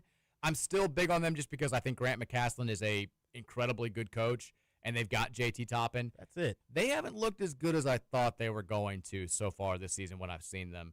They played with Illinois close, but that was a game where Illinois kind of kept them at arm's length most of the way. I expected LaJuan Watts to be, he was terrible last night, and I thought he was going to be like first team all Big 12 good.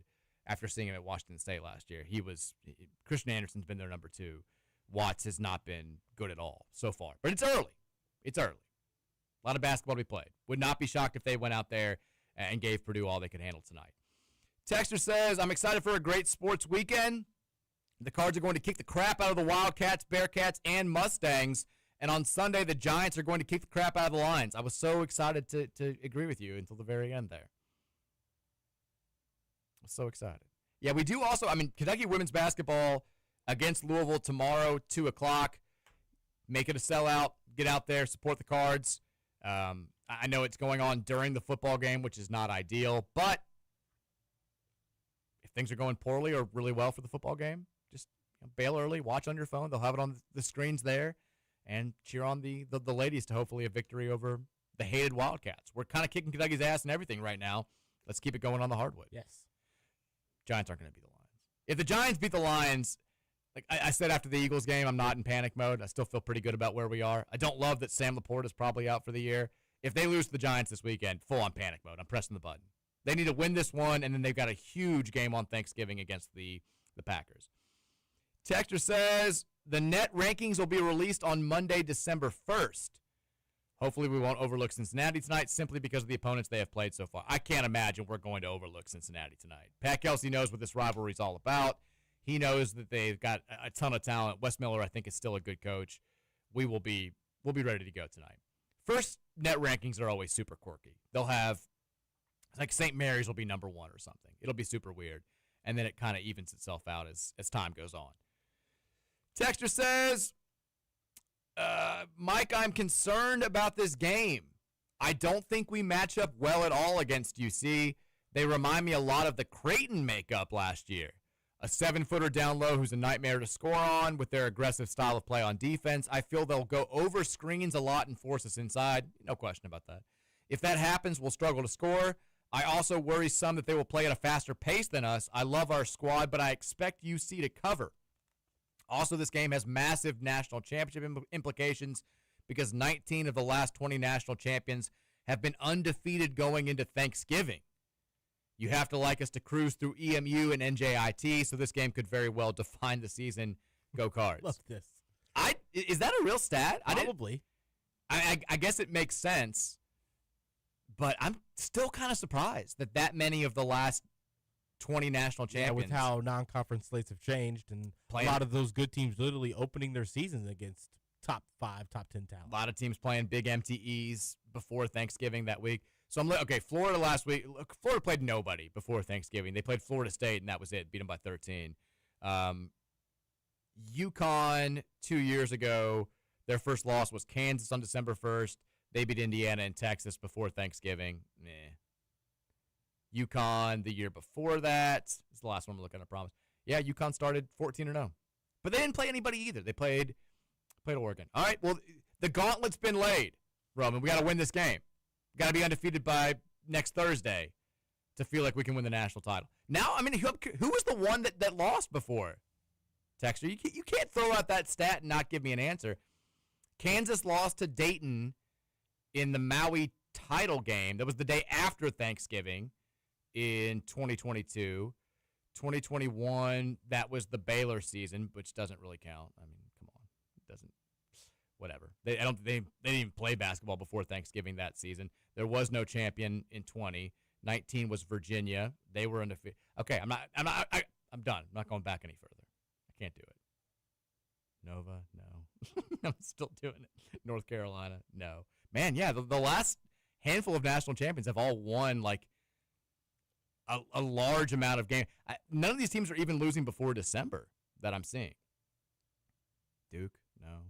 Was it 2014 UConn? Tell me it was 2014 UConn. The worst national champion of my lifetime. No! They started off 9-0. All right, that's it. I'm not looking again. You can find it, Texter, in the text in. Texter says, Mike, I've texted about this before. Oh my God. But I think a lot of my concern for Braum is more about what I think we expected versus reality. I think our vision of U of L football was Bobby 1.0, where our offense was just so entertaining. Even during Charlie's years, our fans groaned about it not being Louisville football. Under Scott, it felt that way too. We thought Jeff would get that offense back. The product would be fun and the energy would be back. Now Jeff has been winning, but it's not year 3, and it's now year 3, and it's kind of been the same over his time. Inconsistent play, and I haven't once felt like we've had smooth, complete offense. It's all been based on deep balls and explosive runs, and when those big plays aren't working, it's been a struggle over his time. Felt the same way at Purdue. Jeff is a good play caller. The offense has been good, but it just never feels like that Bobby 1.0 product we've all been expecting. The next 2 weeks are big because going from 10-2 to 8-4 and now 7-5, that's concerning, and we'd be harsher on other coaches for going backwards. Not to mention, go look at our depth chart. We'll have to reload through the portal at almost every single position on both sides of the ball. Yeah, I mean, I agree with almost all of this. I think that people were very excited about Jeff bringing some offensive explosiveness, the gadget plays, all that good stuff. And the offense has been good. It just hasn't been great. I think also you look back, I mean, the Bobby 1.0 teams, we're playing in Conference USA the first 2 years. We're playing in the Big East the second 2 years. And even those, like the really good Bobby teams in 05 and 06, they weren't exactly, like, we weren't hanging 56 on everybody that season. We won a handful of games. Like, you go back and look at the 06 team. Miami, we scored 31. Kansas State, 24. Cincinnati, 23. Syracuse, 28. Rutgers, we lost by scoring 25. South Florida, 31. Last two games, we scored 48. Bowl game, we won 24-13. You had a lot of Brom-esque scores during those years, and that was against weaker competition.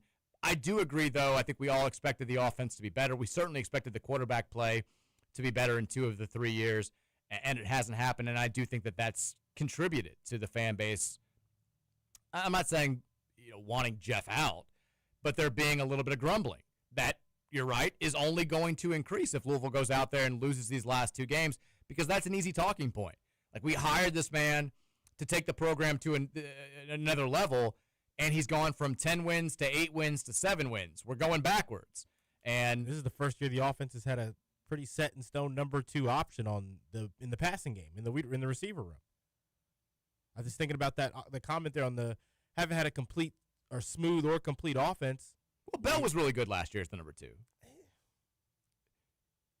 feel like he's not as consistent as we want. I felt like we were often consistently saying we needed more from Bell. We need Bell to not drop that pass. We need him to be better in that moment last year. A lot of those talking points that we haven't had to have about him this year because he's improved. He did, but he's still almost – I mean, he had 592 yards on 81 catches and 6 touchdowns.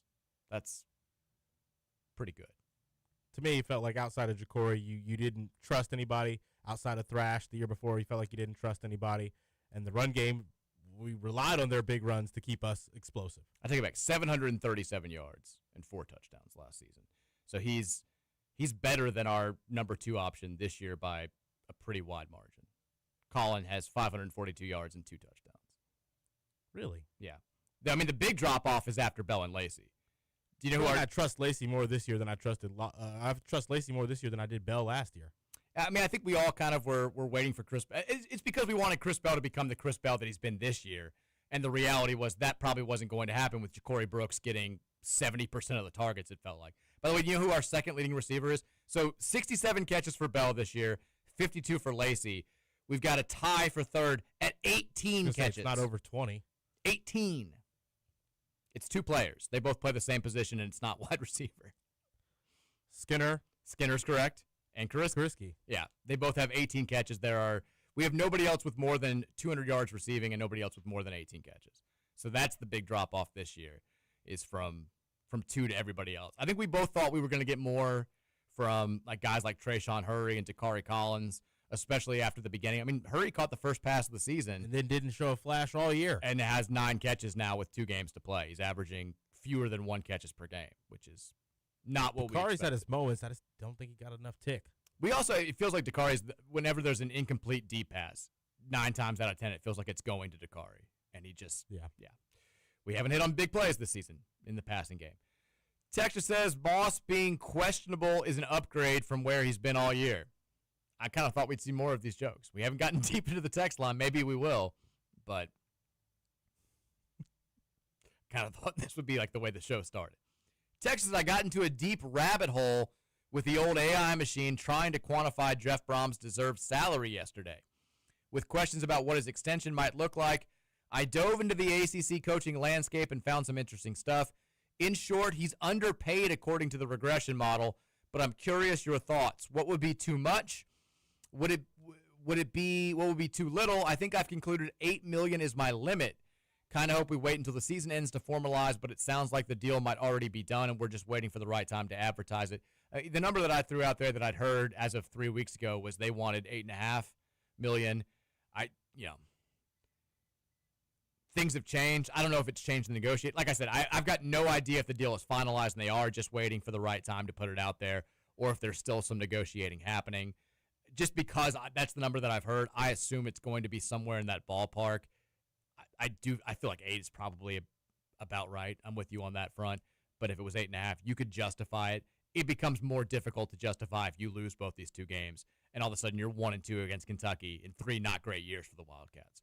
Let's take a break. When we come back, 4 o'clock hour, we'll keep it rolling on the Game Day Men's Health text line at 502-414-1450. It's a double Game Day edition, kind of the Mike Rutherford Show, presented by United Mechanical and Nexus Plus, 1450, 96.1, Big X Sports Radio.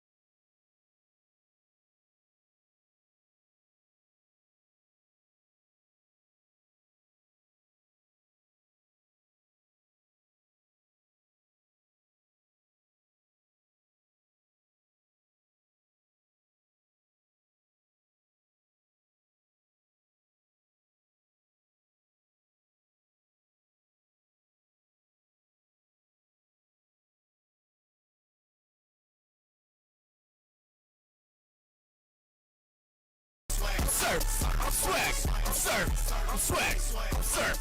4 o'clock hour here, the Mike Rutherford Show, presented by United Mechanical, 1450, 96.1 Big X Sports Radio. Feast week, by the way, already underway. One of the best weeks of the year for college basketball. You got games going on at all hours, all days, every day. Right now, we got Butler up by 10 with the 2 minutes to go over South Carolina in the first round of the Greenbrier tip-off. Chris Mack and College of Charleston, they lead UMass by 1 at the Paradise Jam. That's at halftime. And then our Boston College Eagles go ACC, ACC, ACC. They lead Davidson by 2 in the first half at the Shriners Children's Charleston Classic, the Low Country bracket. Big night ahead, including the Louisville-Cincinnati game. 4 o'clock, we're going to have Wisconsin versus BYU. That's a top 20 matchup. Wisconsin number 20, I guess top 25 matchup. Wisconsin number 23, BYU number 9 in the Bad Boy Mowers series from Salt Lake City. As mentioned, we got a big one between Texas Tech and Purdue in the championship of the Baha Mar Bahamas Championship, famously won by Louisville a few years ago. We'll get that game tonight, 9:30 on CBS Sports Network. If you're looking for Louisville to move up in the rankings, I guess we're rooting for Texas Tech there, right? I think so, yes. Because Texas Tech's 4-1, they're 15th in the country. They're not going to jump us with a win, but we would jump Purdue, I would assume, if Tech's able to pull that upset. I think we'll probably jump UConn because they lost to Arizona at home. I think they'll fall from 3 to like 6 or 7. I'd be willing to bet we jump in the top 5 if we win this game tonight. Think they'll drop Purdue that much? I'm talking about UConn. Or UConn that much from a loss to a top team like that? Only because it was at home. Oh, you're right. It was on their home floor at Gamble. I think that they'll jump them down to like 6, and we would move up to 5 at that point. If Purdue loses, we could potentially move up to 4. We're not. I mean, Arizona has the best resume in college basketball. They're sitting in front of us. Houston, I don't think plays. Well, they play in the Players Era tournament next week. They get Syracuse. They get Syracuse, then Tennessee, and then a mysterious third opponent, depending on how they play in those games. So they could lose that. Duke plays nobody for a while. They play Arkansas on Thanksgiving night, but that's kind of it. And then they get Florida the next week. So they're not losing. They play Niagara tonight and Howard on Sunday. They're not losing those games. So it feels like 4 is probably where we could peak for next week's rankings. I'll take that. Wouldn't hate being a top 5 team going into December. In order to make it happen, though, Roman, got to get it done tonight. Definitely. Cards 8.5 point favorites. Looks like the line has just gone down.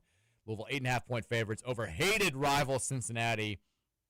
Nice to see these two teams playing again.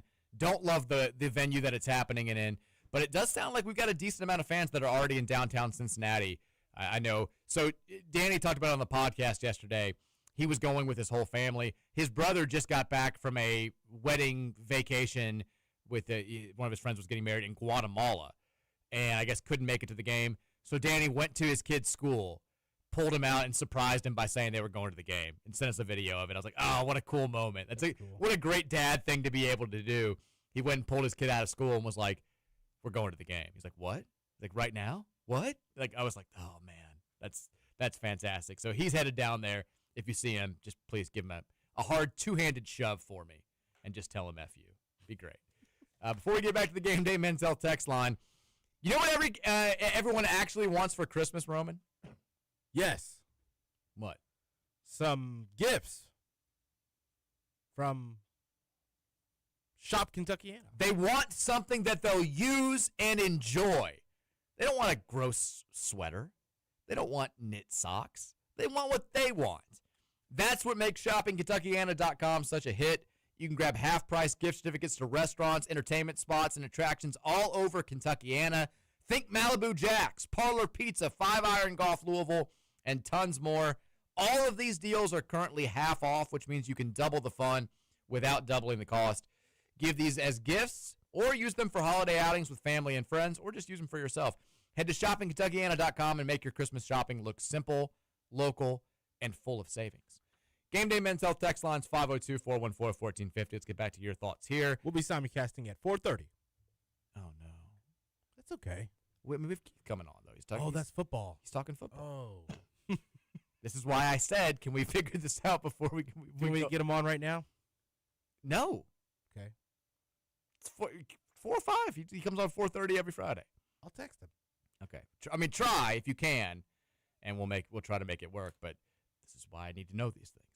Texter says it baffles me. Told right now. Texter says, I'm not blaming you. Texter says it baffles me that Pope's big thing was depth, but he only brought in one true point guard after we lost 2 last year. I'm assuming that's a KRC text because they're using we there. It is crazy that there was no backup plan for Jalen Lowe. I think they thought Jasper was going to be ready. Do you think so? Yes. I think they spent so much money on Lowe that they were like, we got none left over for. I feel like they thought we've got all of this athleticism on the perimeter. We've got Lowe. We just get him a nice freshman backup. I mean, could you not have gone out there and gotten like a Kobe Rogers type player for $500K? If you're going to spend $22 million on your roster? They would have gave the Kobe Rogers player $1 million or $2 million. Yeah, Kobe Rogers would have made $4 million on that roster. He's the best player on the team. They were probably giving Cole Sherman at least 7 figs. Like, they would have given him like a solid mill to play point guard. Texas, another note on that game. What a dogfight. Luke fouls out. Late shot to win it. Is it the 2014 game? Oh, I missed your first text. Here you go. As a Northern Kentucky Cardinal, I'm beyond excited about the game. I don't even care that I could have saved $100 on my tickets. Okay, yes, I do. I was at the Russ Smith game, and it's definitely the best Cards game I've been to so far. Went to a party afterward and got a lot of bad looks from UC fans. Side note, but I also fondly remember Jim Boeheim absolutely losing his bleep against Duke that night. It was a good day. Another note on that game, what a dogfight. Luke fouls out, late shot to win it. Wayne intercepts the inbounds pass. Dub. Classic Patino dogfight. I'll never get Sean Kilpatrick basically doing a whole yoga routine before every free throw out of my head. I was also at that game. It was wonderful. We were stuck in traffic, getting out of the parking garage for like 3 hours afterward. But it was one of those where you don't care because you just won. If you lose, you absolutely care. Mm-hmm. Producer Matt just texted me and said there's a Dads for Dan rally outside of Great American Ballpark right now. I hate what's happening right now. I hate those. He said sure to ASAP. All right, give him a call. All right, give him a call. We'll get him on the line. Texter says you won't see this now during the Kiwan talk, but it sounds like 4 to 6 weeks. So, yeah, should be done. That's kind of the word. I don't think it's like a career-ending injury or anything, but it does sound like he will not play again this season. Maybe bowl game, but do you want to risk it? Boney Dumper said, not sure my text from last week got read. Thanks. Did say, not sure I've ever been this rock hard before. I'm telling you, I could probably spin myself on these 3 inches like a dreidel. Mazel tov, Kentucky. Thank you for making me read that 9 days old text. I'm glad we're not simulcasting just yet. Roman, let me know when Keith's on. Got him on right now. All right, here we go. A little bit earlier than expected. Call your law firm hotline, 502. Call your law firm hotline. Keith Wynn joining us now for our weekly chatter about the upcoming U of L football opponent. Keith, thanks so much for getting us in here on the fly. Yeah, no problem, man. Thanks for having me on. The Cards taking on SMU after yet another gut punch loss last week against Clemson.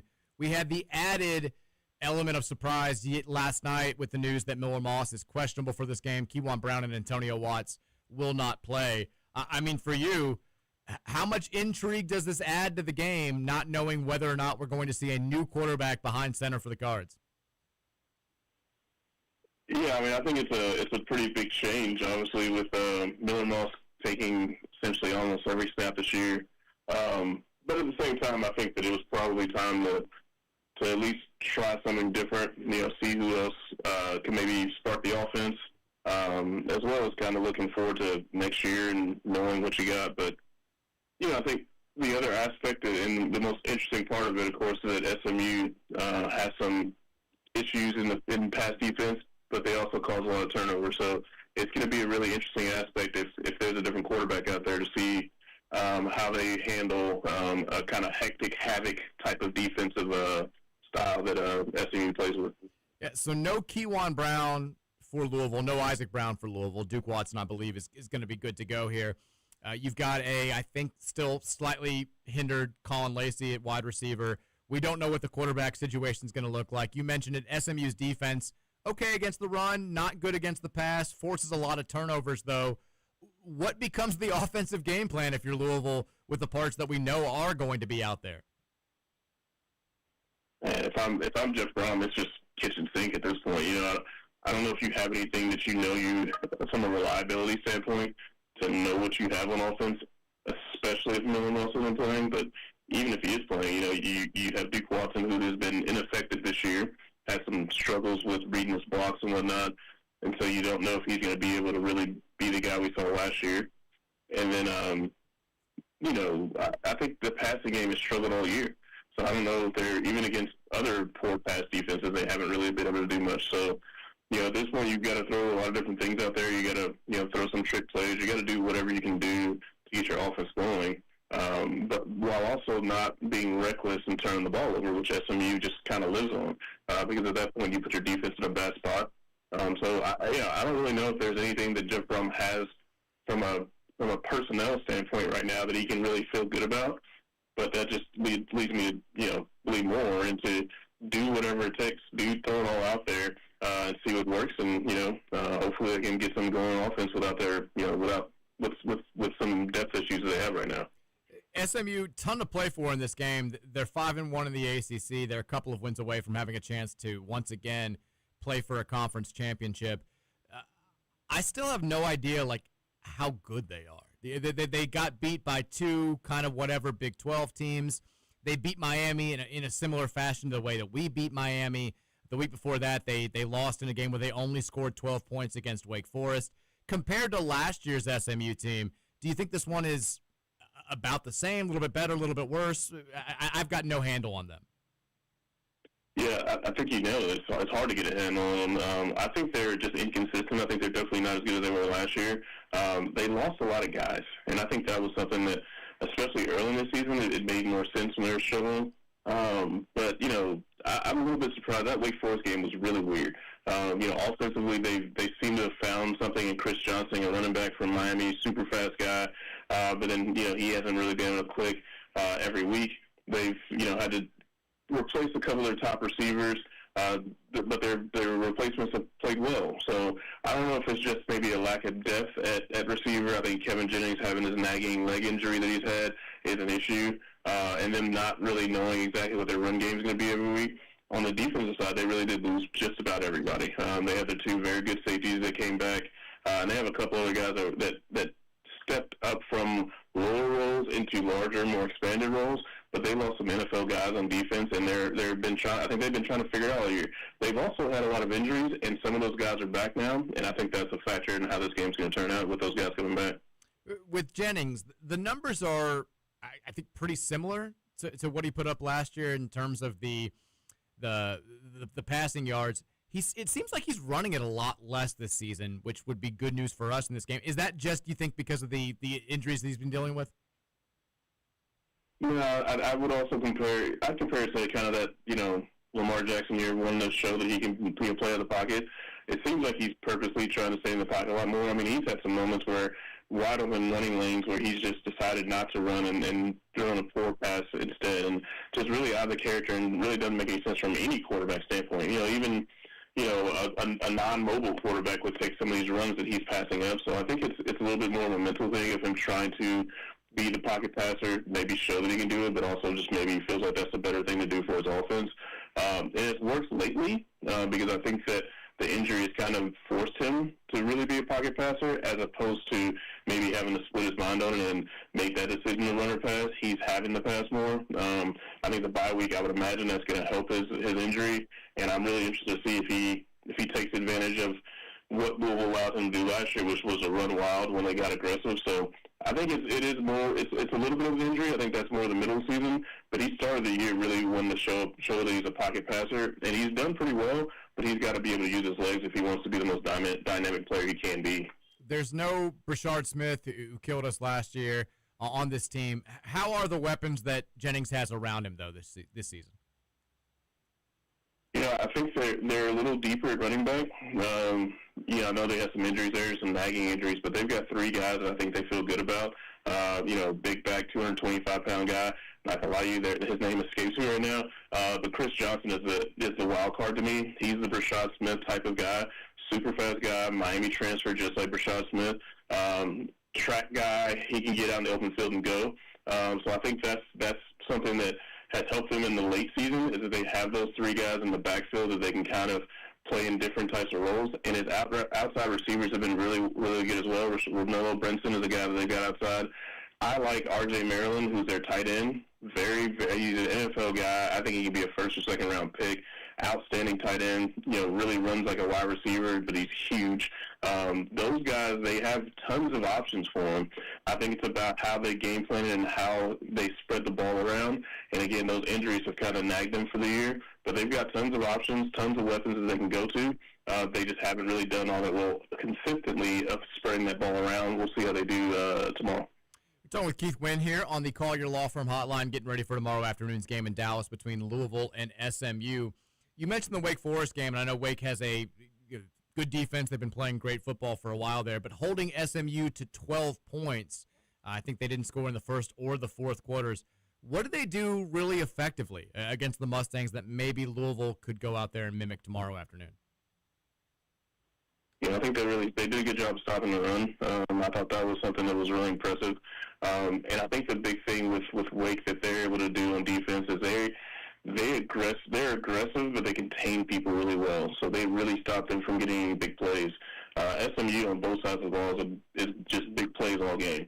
They can throw the ball deep. They can get the ball out on the edges with their running game. And obviously Kevin Jennings is always the wild card with his legs. Wake Forest really stopped all of that, and it started with them stopping the run. So Louisville has to go out there and make sure that they make Kevin Jennings beat them with his arm.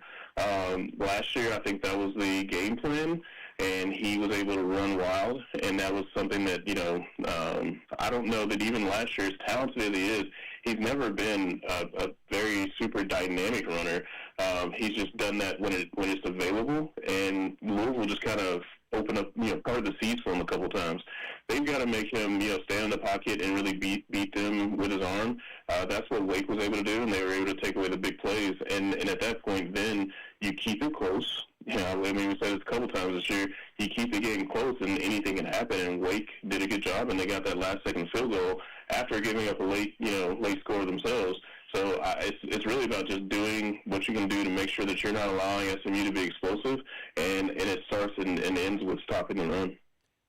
I know the fan base is upset about the way that this season has played out, and the dream of playing for a conference championship, the dream of maybe making the playoff is gone. These still feel like two very important games in terms of the how the program's viewed, the momentum within the program. If you lose both them, forget about the rivalry elements. You have people pointing to this and saying, well, he went from 10 wins to 8 wins to 7 wins. Why are we going backwards? This feels like a kind of a low-key, very important 8-day stretch for Jeff Brom to restore a little bit of faith from the fan base that maybe has been lost over the previous 14-day stretch. Yeah, I think it's massive. I hate to sound like an alarmist or anything like that, but you look at the potential of, winning 7 games and losing out in this year with where the season started, especially how they played in every game this year. Miami is an outlier now. The rest of those games, they were closer than they should have been. Virginia Tech, Boston College, you can even look at James Madison as a game that was closer than it should have been. They haven't looked good this year from what you expect out of Jeff Brom in year 3. They look like they're regressing on the field. Off the field, you look at, they're losing recruits. They lost, 9 total recruits to decommitments, and, those guys have flipped to other schools. Some of them are schools that you definitely shouldn't lose guys to. 7 of those 9 guys are rated as 4 stars by at least one of the recruiting services. These are the guys that, as they pointed back towards high school recruiting, putting the focus there, some of those guys, that they got early on are now gone. So the recruiting isn't really what it needs to be. The roster next year on paper looks barren, to be honest with you, especially with the fact that there's going to be some guys heading for the portal and guys that might have some NFL decisions like Antonio Watts and Cleb Lubin. It's a dire situation from a narrative standpoint, and where I think the fan base will look if they were to lose out in these games, because there's not a lot of positive to point to. And right now, the other big factor is the quarterback is the most important part of any football team, and no one knows what the quarterback situation looks like next year. And I don't think any fan on earth is going to be really happy if they have to go out and get another portal guy. And I think that's probably where they're headed, and I don't know how you spin that if you're Jeff Brown, that you can't bring in a high school guy now and develop them. And obviously with this year, the way Miller Moss has played, I don't think anyone's going to believe that outside of a very, very high-level transfer, there's not going to be a lot of faith in that pick. So there's just a lot of things that I think are going to be questioned. But you win games and nobody questions anything. And that's where these next two games and potentially whatever the bowl game looks like, you can win out and do, really kind of turn this around. I think it'd be very big for Jeff Brom and the program. I think if it goes poorly, I think it's going to be a really hard sell for a lot of the fan base. Yeah, I was going to say on the flip side, let's say they rally together, they win against a good team this weekend, they knock off their rivals for a second straight year and at home for the first time since 2014. The bowl games are a crapshoot at this point, but if you win it, you can point to it and say, we won 10 games. It's like the 8th time in the history of Louisville football it's happened. That's nothing to roll your eyes at. Even if you lose the bowl game, you can say 9-3 is nothing to roll your eyes at. But let's assume that happens. Let's assume that Louisville goes 9-3. You've got 3 terrible losses. The same errors kind of reared their heads throughout the same type of the season. How do you view that if you're a Louisville fan? Yes, you're winning games at a pretty high level compared to the rest of the country, but you were hoping still for a little bit more. Are you thrilled? Are you excited? Do you? I don't know. I'll be curious to see what the reaction is from the fan base if that happens. I know what it'll be if they go 7-5, but if they go 9-3, how do you think the fan base reacts to this year? I think that the factor there is how they get to that 9-3. If it's Deuce Adams, or different guys that are going to be back next year that are playing a role in that, that's an easy sell. I mean, it's a great sell, to be honest with you, especially from the quarterback standpoint. But if you can do that and you have this, kind of influx of new talent or guys that are coming back next year, you have something to go into a positive offseason with. But even if you go 9-3 and say Miller Moss is a guy and he's leaving, and you have Duke Watson is pretty much probably the only option at running back right now, and Chris Bell and Colin Lacey, you're going to see a lot of guys that are going to be leaving. And so I think you can still say, hey, 9-10 wins. You cannot spin that into a negative. But I do think it factors in of, okay, you still have some questions of what does next year look like and how do you get the offense back to a Jeff Brom standard? Because you hired Jeff Brom to have a great offense, and right now the offense isn't very good. So you have to be able to sell that as well. And I don't know right now, without some of these new guys or younger guys stepping up in some way, how you really sell that part of it. But 9-10 wins, I'm sorry, for Louisville football, you can't spin that as a negative as a season. It's a positive season. They've only, Jeff Brown's the first coach to get them to 10 wins since they joined the ACC. If he got them there again, I'm sorry, you can't really spin that as a negative. But, when it comes to the offseason, there's still going to be those questions you have to answer unless you have some guys that are coming back, like a Deuce Adams, that can really get people excited to rally around going into spring football.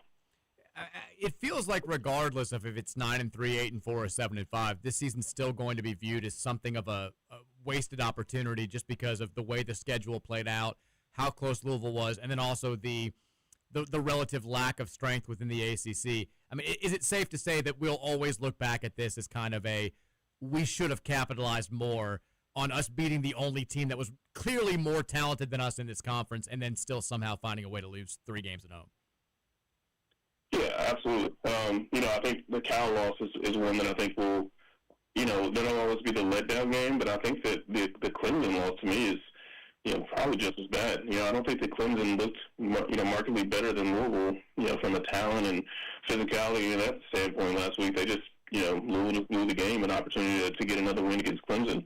I think the Virginia game was just it almost feels like more of the letdown game to me because it was really the turnovers that cost them the game. They really outplayed them in that game.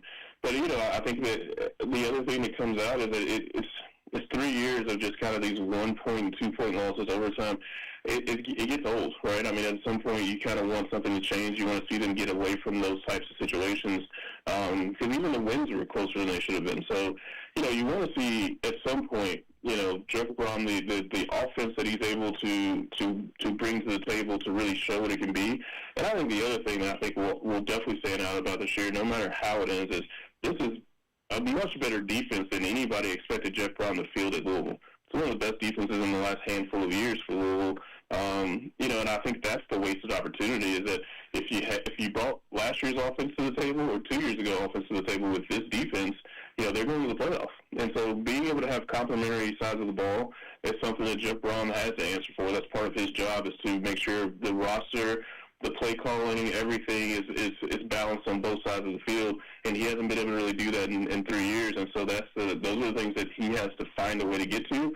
And I think that's where this year will probably fall for me, is that you're kind of wasting the defense more than anything, and everything else is kind of secondary to me, because I personally, I thought the defense would play poorly this year. I don't know if you get that out of next year's defense with so many guys leaving. All right, he is Keith Wynn. You heard him right here. You hear him every Friday. We'll have him on next week for the last go-round to get you ready for the battle for the Governor's Cup. We'll have him on before the bowl game as well. Read his stuff over at carchronicle.com. Keith, as we say always every Friday, enjoy the football this weekend, man. I appreciate you, buddy. All right, there he is. Keith Wynn, smartening up the show, giving us the lowdown on the SMU Mustangs, the team that Louisville will face tomorrow at noon in Dallas.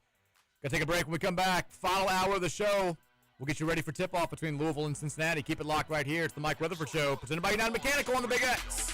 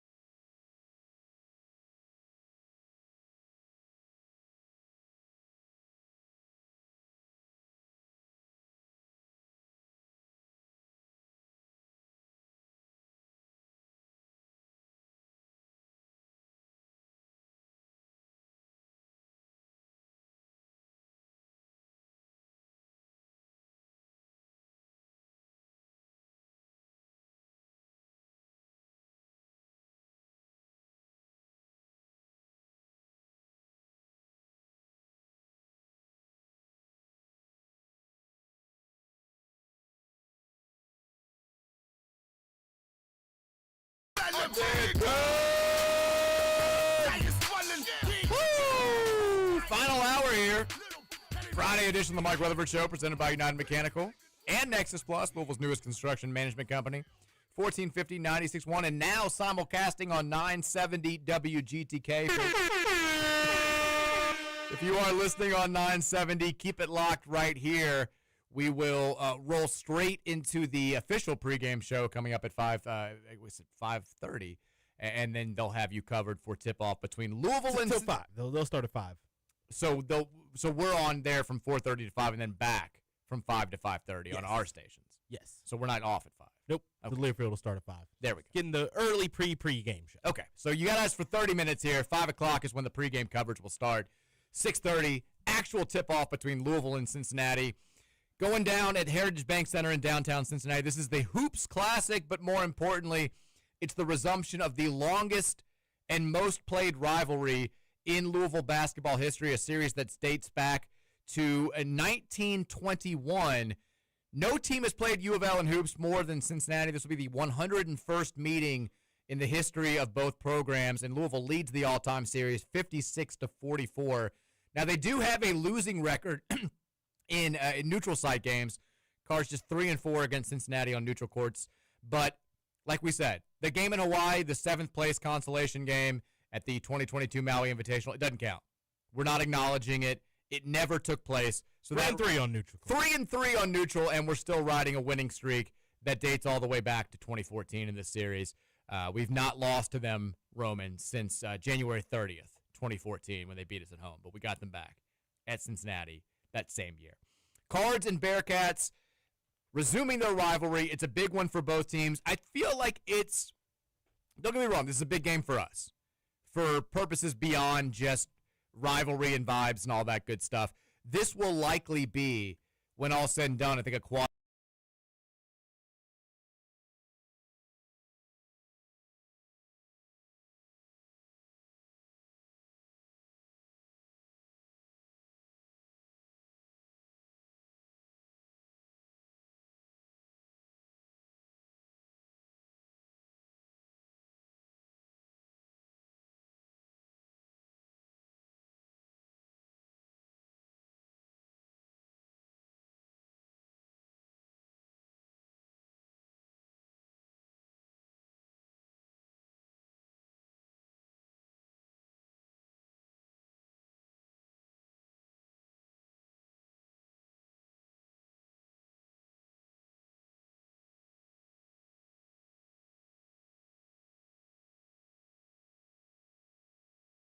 And while Miller's been fine, you know, it's not like he hasn't had a single losing season.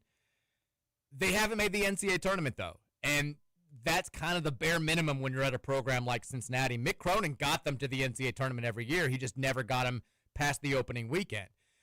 This is very much a make-or-break season for Miller, which is a kind of crazy fall from grace. When he took the Cincinnati job, the biggest fear from UC fans was that he wasn't going to be there for very long because everybody had crowned him as the heir apparent to Hubert Davis at North Carolina. And if Davis wasn't able to get the job done there, people thought that immediately they would just pivot to Wes Miller and he'd be gone to Chapel Hill whenever that call came. You can't really hire Wes Miller at North Carolina when he's coming off of 5+ seasons at Cincinnati without an NCAA tournament appearance and potentially a firing if they don't get it done this year. Cincinnati's 4-0.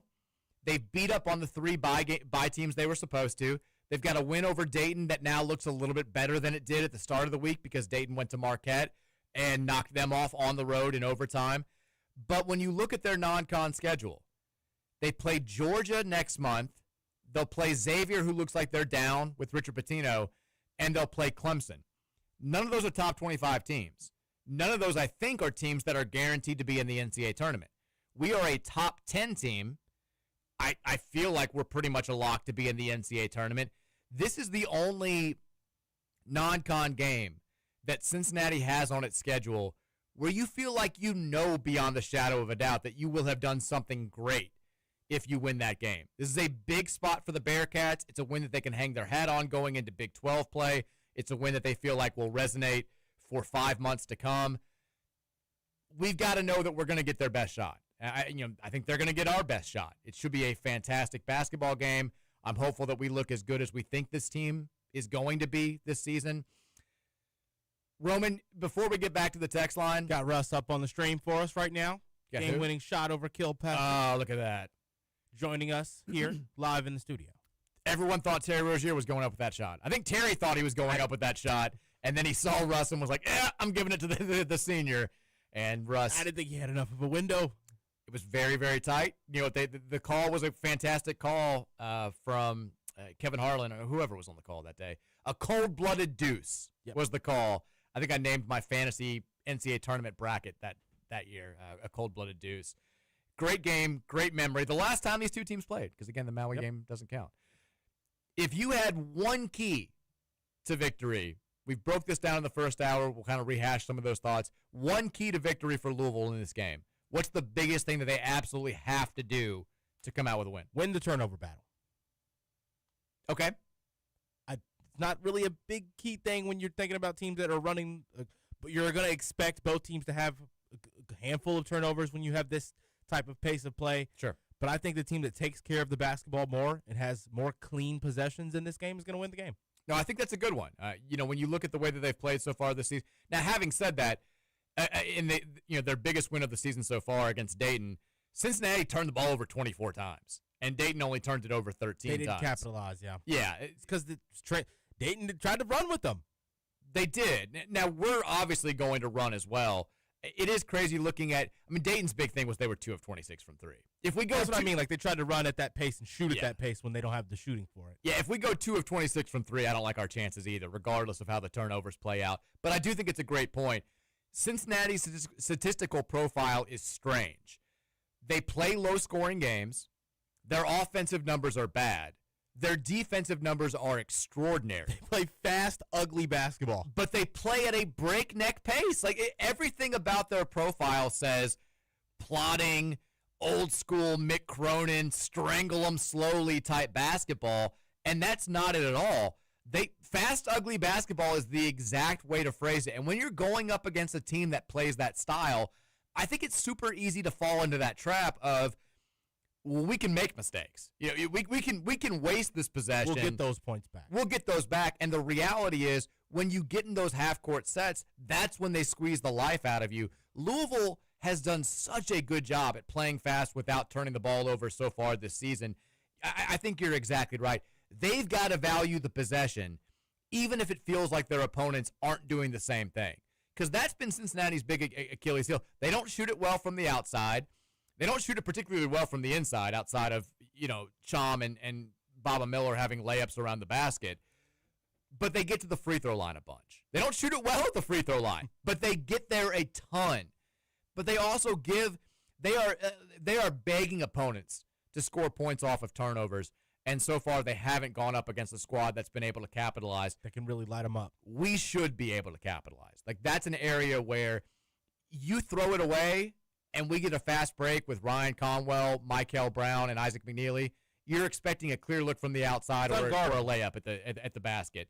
We should be able to capitalize in those types of situations. So I think winning the turnover battle and not just throwing it away in those types of situations is going to be key for Louisville. Another thing that I will say, and this is generic talk, you've got to avoid somebody going out there and just playing out of their minds, because they've got a couple of guys on this roster that are capable of doing it. I think Kirk Reese is the biggest one. He hasn't scored a lot for them this season, but we saw at Arizona. We didn't really get a chance to see it at Kentucky last year because he got hurt too early in the season. He has the potential to turn a game completely on the face of its head. He will make extraordinary plays. He will hit crazy challenge 25-footers, but he also has the potential to give the game to an opponent because he's super reckless. That game against Dayton, look at this. 3 of 7, all of his shots were threes, 8 assists, 5 turnovers. He was, I don't even know the word for it. But if he somehow finds a way to neutralize those demons and not do those terrible things, the dude's incredibly gifted. He's got a great feel for the game. He makes some outrageous passes. Good feel for like spacing. He's got great range. He can knock down the outside shot with great consistency. If you let him get going a little bit, you got to stay down on that fake. Got to stay down on the fake. But if you let him get a little bit of confidence, he loves the big stage. He loves the spotlight. He wants to take those types of shots. I think Baba Miller is also a guy that can go out there and burn you for like 25 and 12 if you don't play him effectively. We talked about the height advantage that he's going to have against Javon Hadley. If that is who gets matched up against him, I think you've got to use Kason Pryor and Kenai Roots a lot in this game, and you need big efforts from both those guys. How old is Baba Miller?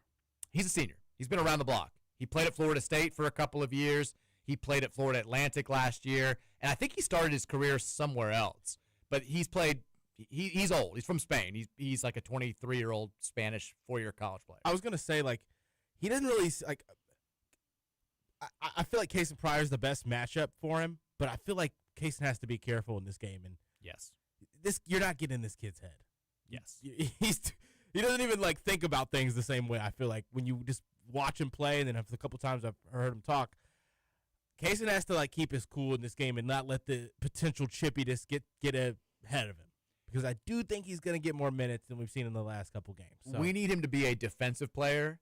Offensively, what we don't need is Kason being like, I mean, Miller and Sham are two of the best shot blockers we're going to see this entire season. We don't need Kason being like, you can't guard me. Yeah, but I'm Kason! And like just going right to the basket and just getting his stuff thrown 70 feet back the other direction. Running post hook.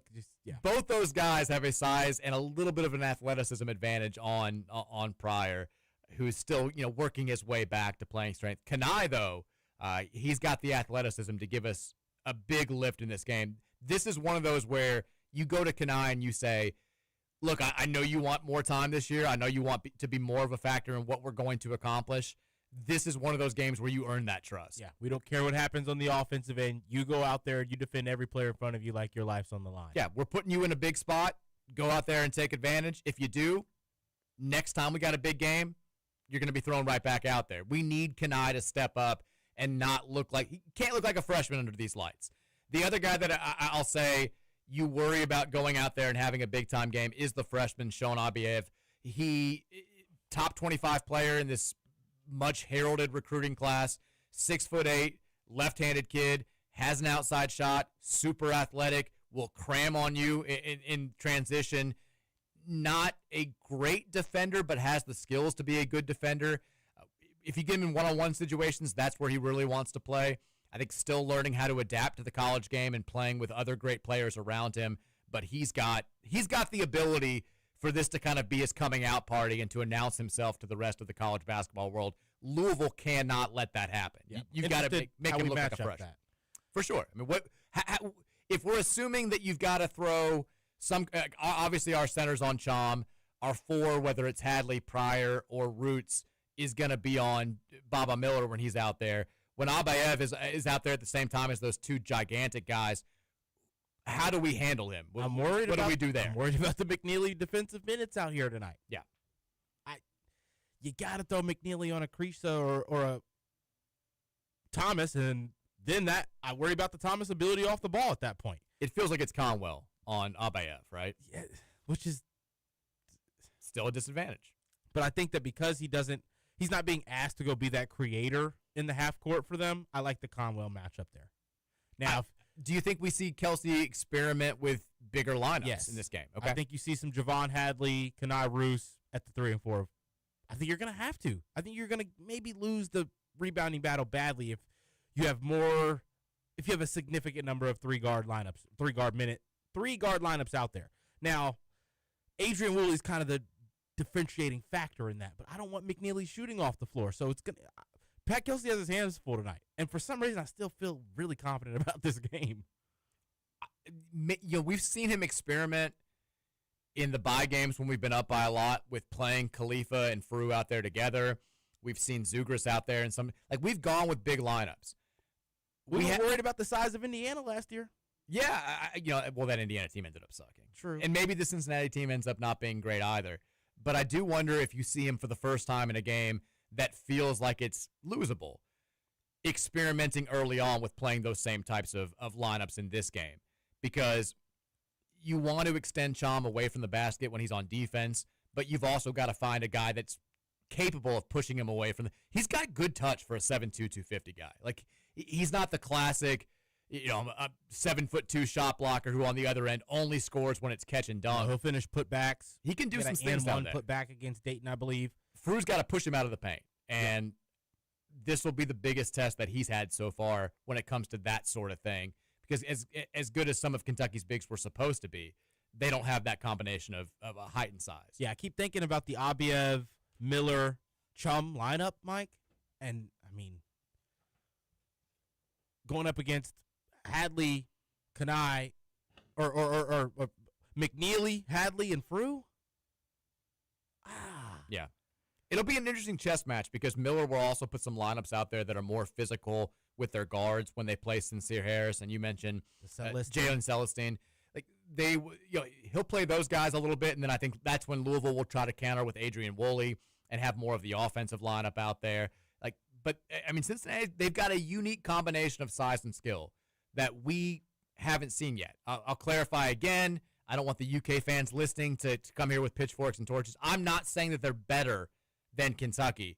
I'm saying they present some different challenges than Kentucky did. Kentucky presented some different challenges than Cincinnati does. So we've not seen a team with this combination of physicality and size and talent that I think will ask us to do some different things. Clearly, they've got some deficiencies. They are incredibly sloppy with the ball. They're not skilled group. They're not naturally offensively gifted outside of a couple of players. They would you wonder how good this team could have been if they hadn't had to kick off Jizzle James in August. He forgot about Jizzle. Yeah, he was their leading scorer last season. They kind of built the backcourt around him, and then he got kicked off in late August. And by that point, did we ever hear about why? Yeah, not radio stuff. Yeah, okay. Not a great guy. It sounds like, but he's not playing anywhere right now. He will resurface next year if I had to guess because he is very, very talented, dealing with some personal issues. They'll get him back. I don't know if he'll go back to Cincinnati, but he'll play college basketball next season if I had to guess. But when you lose him, your roster's already finalized at that point. You can't go out there and get another guard. So their backcourt is sort of what it is. And you can tell that they were banking on him being the offensive talent of that backcourt. And without him, they don't have a – Danny Miller stepped up for them. But Danny wasn't supposed to start. No. I mean, he didn't start last year. He's stepped up, and he's stepped into his role pretty well, and he's the one guy lights out. that you've really got to locate when you're looking at shooters on the perimeter. But you can tell that they wanted that star in the backcourt they could kind of give it to and go make a bucket, and they don't have that guy right now. So there's some limitations there. The turnovers are a gigantic problem. But what they do well will challenge Louisville. And I think that Louisville's going to get pushed in this game. And I'm very excited to see how they respond. Let's go to the Game Day Men's Health text line. 502-414-1450 is the number.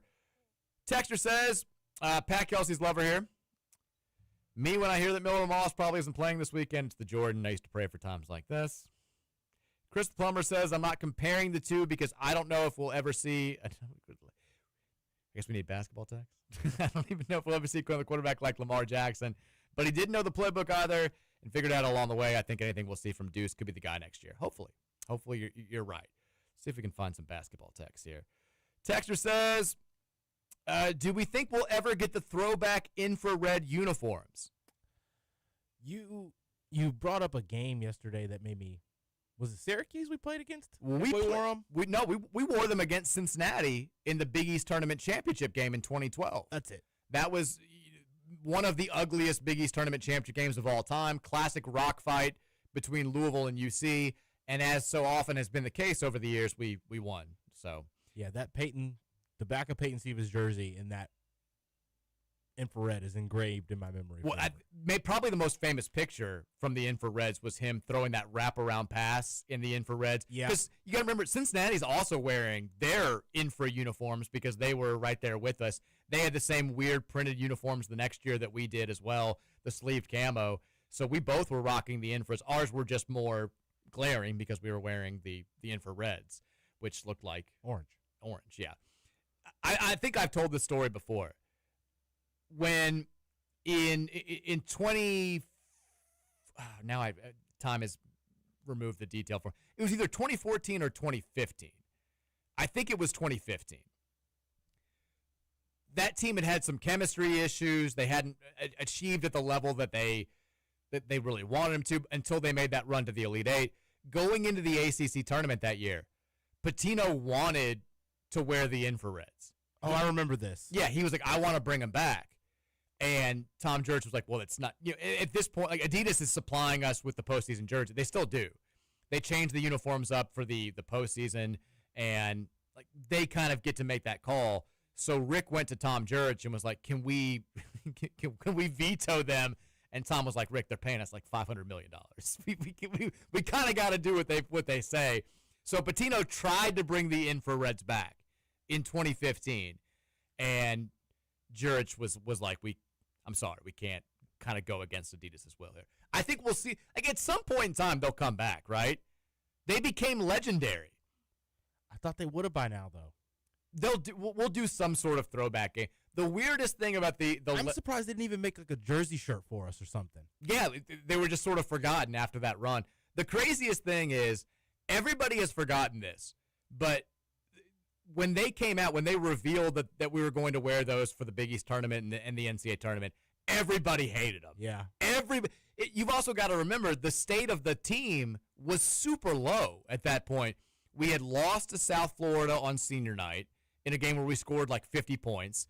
And then we'd lost to Syracuse a few days later in a game where I think we scored 48 points. The team couldn't score. We were losing games. It felt like a lost season. People were turning on Rick Pitino, and then they give us postseason uniforms that look orange. People were ready to riot.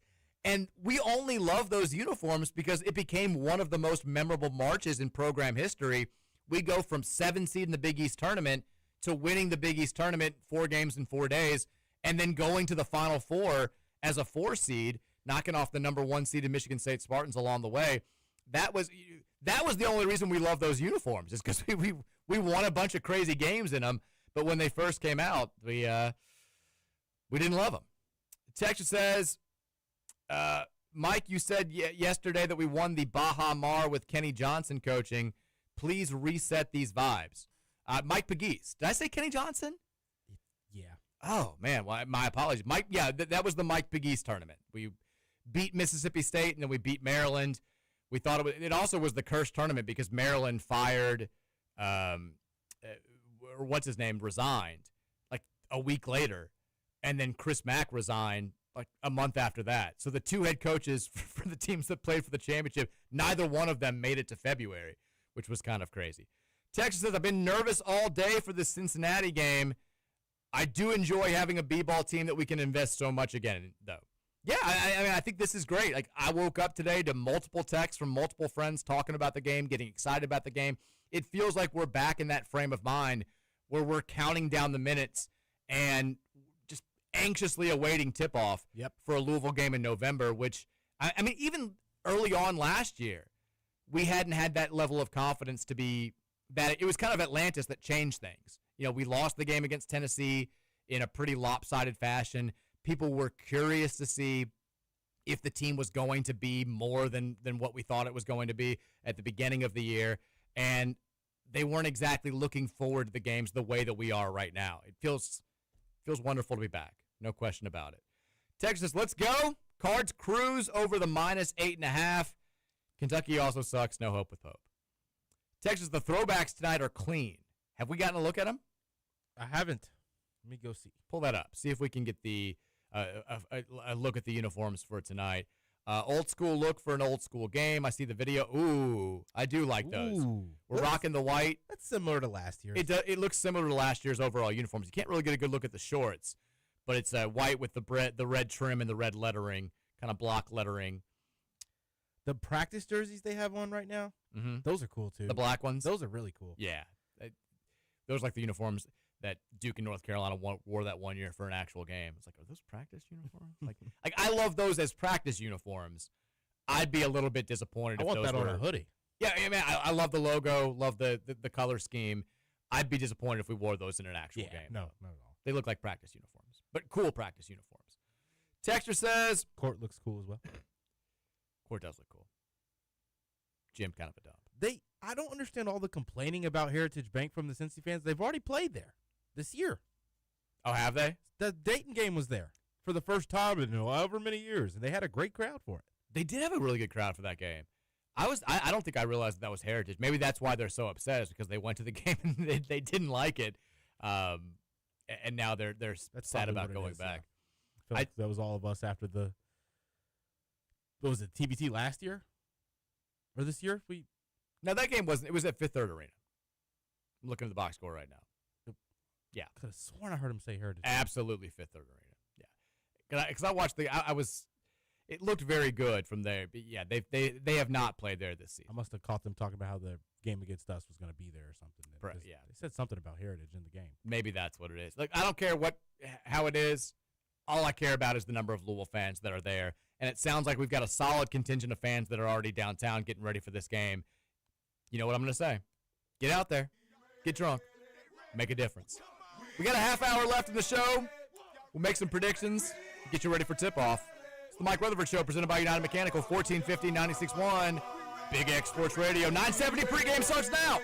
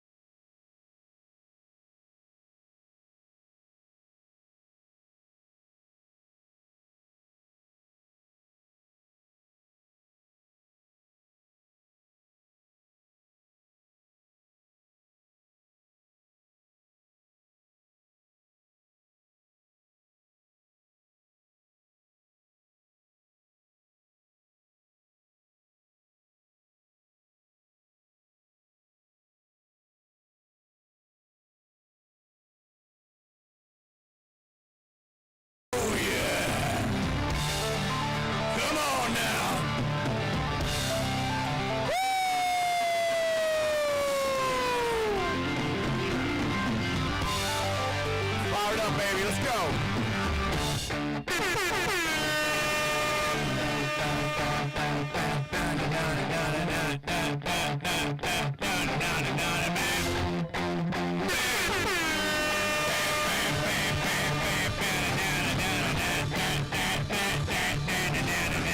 Said the Joker is a wanted man. Woo! 5 o'clock hour, Friday edition. Mike Rutherford, Roman Kelly, 1450 96.1 Big X Sports Radio. Hour and a half away from tip-off between Louisville and Cincinnati. About 19 hours away from kickoff between Louisville and SMU. It's all happening. The Cards going for a double. I mean, we're also 21. It's really testing the math skills. 21 hours away from tip-off between the Cards and the Cats at the KFC Yum Center. 3 enormous games for Louisville Athletics set to take place over the next 24 hours. Let's get 3 big wins. My wife just texted me and said that the kids had to hold their ears during during the segment. They're listening as they're on their way to Wicked, I believe. Big day for all of us. Huge day for all. This is Virginia's Super Bowl. It's my Super Bowl. I don't like Cincinnati basketball. Never have liked Cincinnati basketball. Kentucky basketball, you know how I feel about them tomorrow. SMU, whatever. We just need a football win. Lots riding on the next 24 hours when it comes to Cardinal Athletics, and it starts tonight. Louisville, Cincinnati at the Heritage Bank Arena in downtown Cincy. ESPN2 will have the television coverage. 970 WGTK, which now has their pregame show rolling, will have your radio coverage. The Cards looking to start 5-0 on the young season and basically guarantee, I don't want to overlook next week's games, but I'm not Pat Kelsey. I don't have to worry about the next thing. We feel like we should be able to take care of Eastern Michigan and NJIT. You win this one today, you basically assure yourself of going into December with a perfect record for the first time in far, far, far too long, and likely a top 5 ranking as you prepare for that gauntlet of games against Arkansas, Indiana, Memphis, and Tennessee in consecutive days. So we've got a lot to get to. We've got, I don't know how to handle this last segment, Roman. We got our pick'em segment that we've got to do. We also, I want to read some text, and then we got to do our game previews and final predictions for both big games. We got a lot to squeeze into these last 22 minutes. We do. Got a lot. Got a lot going on. So I guess let's go ahead and go to the text line and make sure that we get some of these read. We probably have more than we're going to be able to read, but we'll do our best here. 502-414-1450 is the Game Day Men's Health text line. Texter says, if Moss plays in the game tomorrow, we 100% lose. Jeez. I mean, just trying to get the vibes going, guys. I'm more confident we can win if any of the other quarterbacks play. Deuce Bell feels like a Bolin Parker game. SMU secondary is terrible. Just run around and find Bell. I mean, here's the alternative theory. What if Deuce Adams plays tomorrow and just stinks it up? Because then it's not just, oh, the season's lost and the quarterback's the problem. It's, can Jeff Brom develop a quarterback? What's he been doing for the last 2 years with this guy? Like, there's a lot riding on this game. You can't fix a lot of the things that have gone wrong with the win. You can add to a lot of the complaints that are out there with a poor performance in Dallas. This is that rare and really situation that you hate to have where you feel like you've got far more to lose than you have to gain in a game in late November, which sucks. But this is the situation that we've put ourselves in by not taking care of business the last 2 weeks.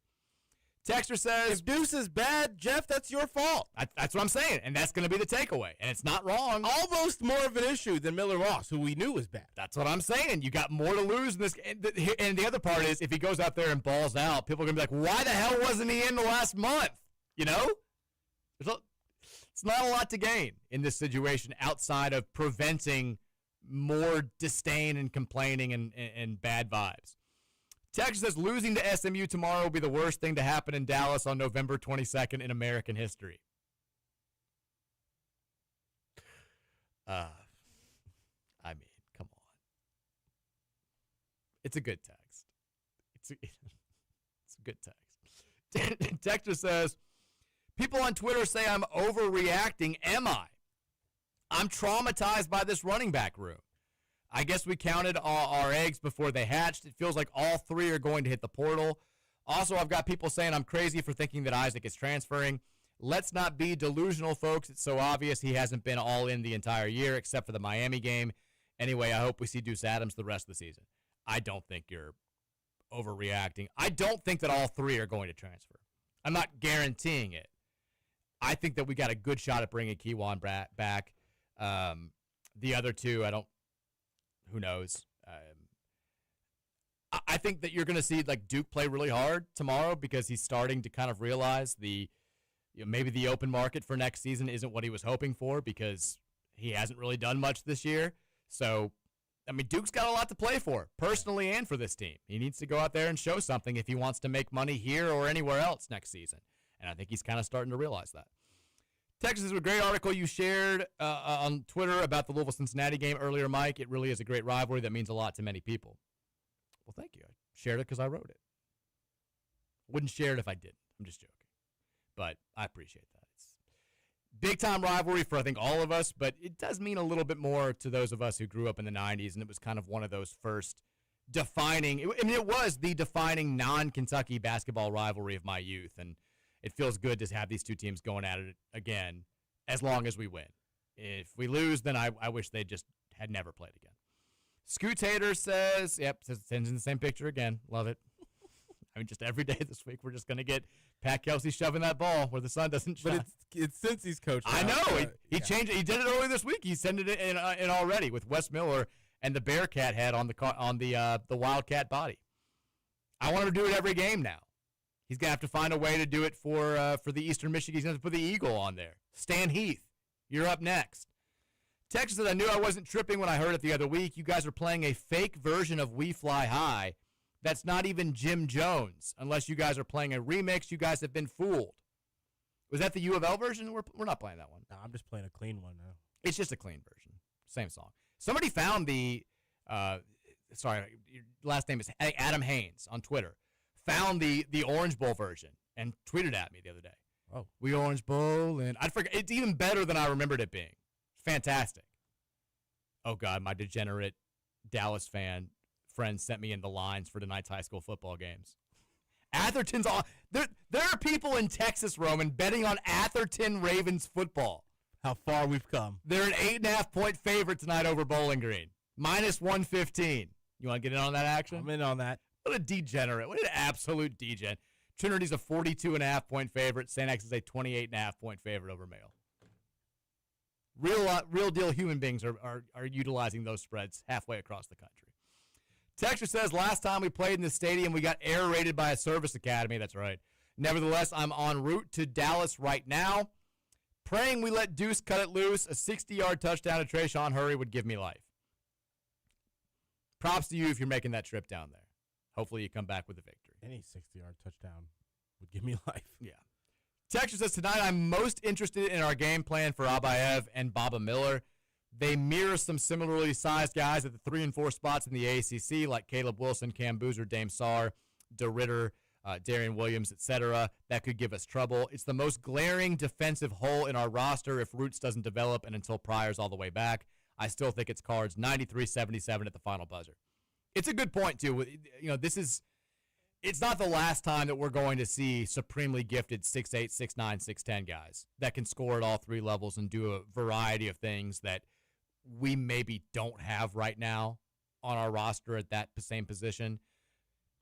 This could be the moment that we look back and say it was the biggest point of growth for Kenai Roots. If he goes out there, plays good defense on Baba Miller, does some solid things in transition for us on offense. Dunks on somebody. Crams on Abayev or something like that. This is the game where he wasn't just beating up on Little Sisters of the Poor. He was out there making plays against one of the better teams on our non-conference schedule, and that propelled him into having a really successful and impactful sophomore season. Like, hopefully this is that type of moment for him because we need him tonight. Yeah. Or it's Cason Pryor showing that he's on the mend. He's going to be 100% at some point, and he's getting closer and closer. Javon Hadley being asked to do things he shouldn't have to do again. Yeah, I mean, Javon's like, seriously? Can I just play the 3? Can you just get me out there and let me play the 3 a little bit? Texas says, you guys are much more confident in Cincy than their fans. Oh, Cincinnati fans, they're not quite where we were a couple of years ago, but they're very much in the nothing good's ever going to happen to us again mode. They're dead inside. Yeah, like they keep hiring coaches that they think are going to bring the program to. Like they basically forced Mick Cronin out because he couldn't get past the Sweet 16, and then they brought in a bunch of coaches that were, or two coaches that were worse. And Wes Miller was the chosen one. He was the new Bob Huggins, and they haven't gone to the tournament. It's been 5 years. So I have none of their fans are even talking bleep. They're all just like, we need to have better crowd at this game. I hate that it's being played down here. Louisville's probably going to win. Texas says, in the first segment you mentioned Deuce not having a full grasp on the playbook. Mike, our starting quarterback all year has had zero grasp of the playbook. Who cares if he's worse than Moss? Have to let him see some real game action so you can at least know. Let Deuce loose. I think their concern, it's not necessarily how it affects the team, because you're right. I mean, that was when I was talking with somebody about this yesterday, they're saying he doesn't have maybe full grasp. We're worried about his processing in certain areas. And I was like, what, you mean we've had the same issue the entire season with the starter? And they're like, yeah, but if he's going to be the man of this program, you want to make sure that he's as prepared as possible for his first real showing. Because if you go out there... Playing football could help, though, Mike. But if you go out there and you stink it up because you're not fully mentally prepared, like you lose all that confidence. I mean, people talk about all the time when they made I felt like I could have been a great player in the NFL, but I made my debut and everything went wrong, and I just never really recovered from that. Like, I'm not saying that I agree with it. I'm saying that's where their thinking is. But I'm more with you at this point. Like, he's been here for 2 years. At some point, you've got to turn him loose. I mean, look, hell, UK had to throw Cutter Boley to the fire last year. He looked abysmal against. He could not have had a worse first start. They benched him in a rivalry game where he couldn't see the field at all. Oh yeah, the third string came in, didn't he? No, they went back to the other kid. Okay, not Brock, but the other kid that had started from them, the other local kid who was equally bad. He's seeming to kind of get it now, isn't he? Like, they're saying he's reviving the entire football program by himself. You can bounce back from a bad first showing. It can be okay. Texted, hey, guys, I was the pep band grad assistant at Florida State the last 3 years, and I don't think Baba Miller is that good. Sure, I'm sure he's better under the Cincy system, but he never played like a 6'11 guy on the floor. Just my 2 cents. By the way, I'm a one-time Century Club and 2-time Power Hour Club member. Look at you. I only did it the one time. That was the 2-hour thing I only did one time. Century Club I did a few times. Baba Miller didn't play that much at Florida State. And yeah, he didn't seem to really get it. They expected more of him than he gave. But those were also, that was the end of Leonard Hamilton. I'm kind of just cashing a check and not really working hard years, where I don't think he really knew what was going on. Miller played very well last year at FAU, and he's been good for Cincy so far this season. Texas, after listening to the CC podcast, I called up Spectrum and requested a landline service to be added to my home. I can't believe this was the new trend, and I didn't know about it. And Danny claims there's a trend of people getting landlines now in their house. I'm not buying it. I can't name one human being with a I don't. landline. When my parents don't have a landline, like, they're the only people that I would expect to still have a landline at this point, and they ditched it like 10 years ago. Texas said, I'd forgotten how much I cared about basketball, how much more I cared about basketball than football before Kenny Payne, and many fans I've talked to have said they feel the same. We are and always will be a basketball school, even when our football team had a good record. Nothing matched the feeling I have right now anticipating this Cincy game. I agree. Our city just connects with basketball and the players on the team more than we ever will for football. Also, Mike, I know you hate that Kelsey went after an athlete from Fairdale High School, but that kid's going to be top 50 before he signs. I watched him play multiple times, and once he matures into his body and his athleticism fleshes itself out, he will be a problem. Reminds me heavily of the feeling I got watching Ray Spalding play his sophomore year in high school. You can see a potential star. Yeah, we haven't talked about it yet, but Ferlandez Wright announced a commitment to Louisville last night. Junior in high school right now. Junior in high school right now. Played at Fairdale the last couple of years. He transferred to La Lumiere for this season, right? He's at La Lu?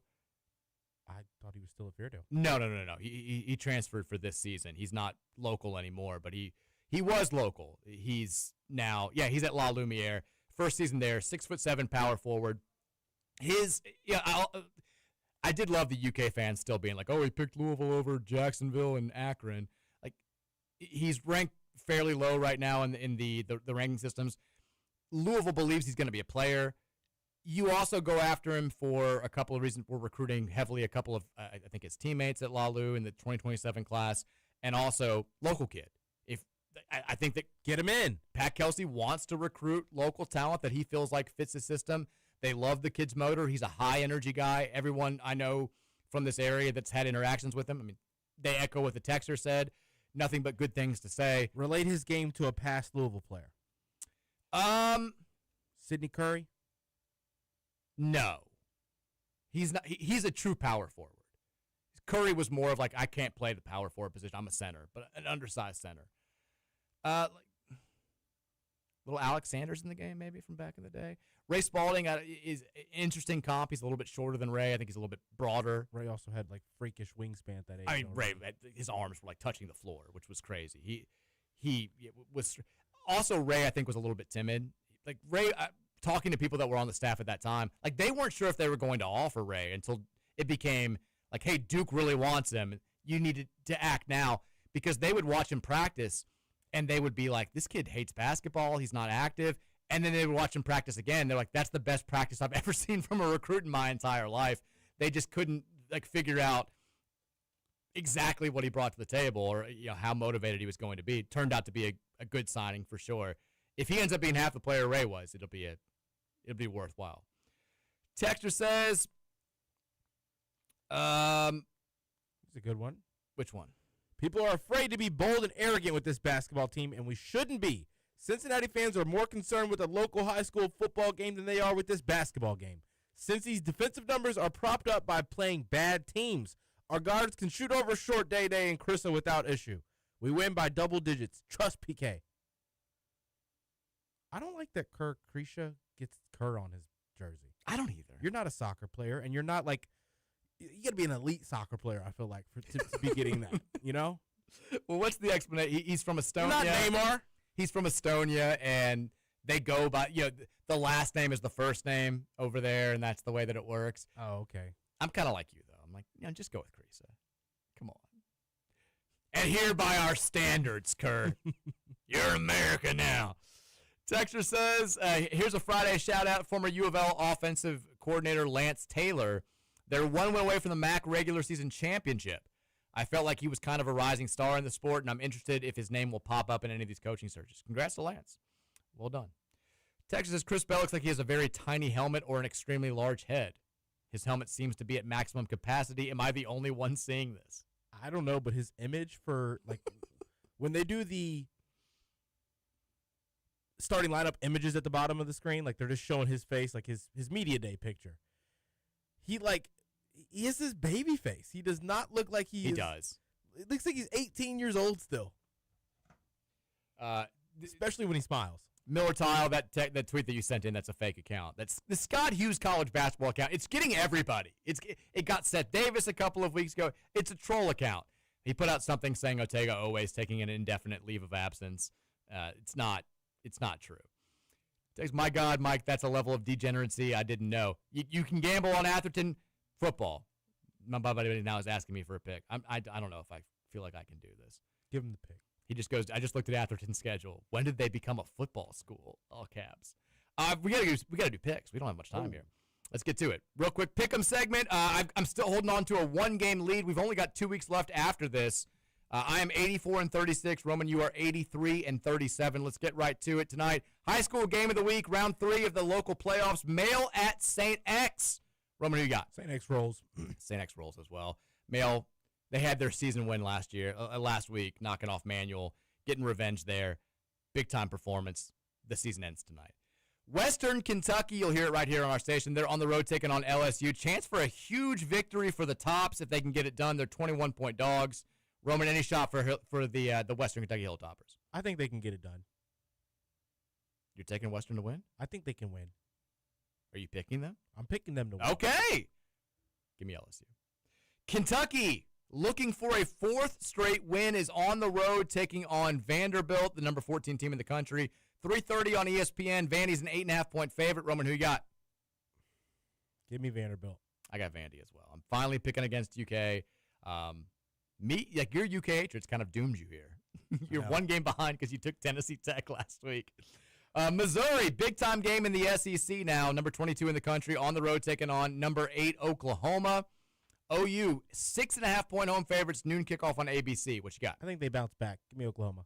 Well, they beat Bama last week. They don't not bouncing back. Oh, wait. I keep thinking that Bama won. They did beat Bama. They beat Bama at Bama. I still like them to win this game. I'm going with Oklahoma, too. If it were a better opponent, I might take – I still don't think Oklahoma's that good, but I think Missouri's worse.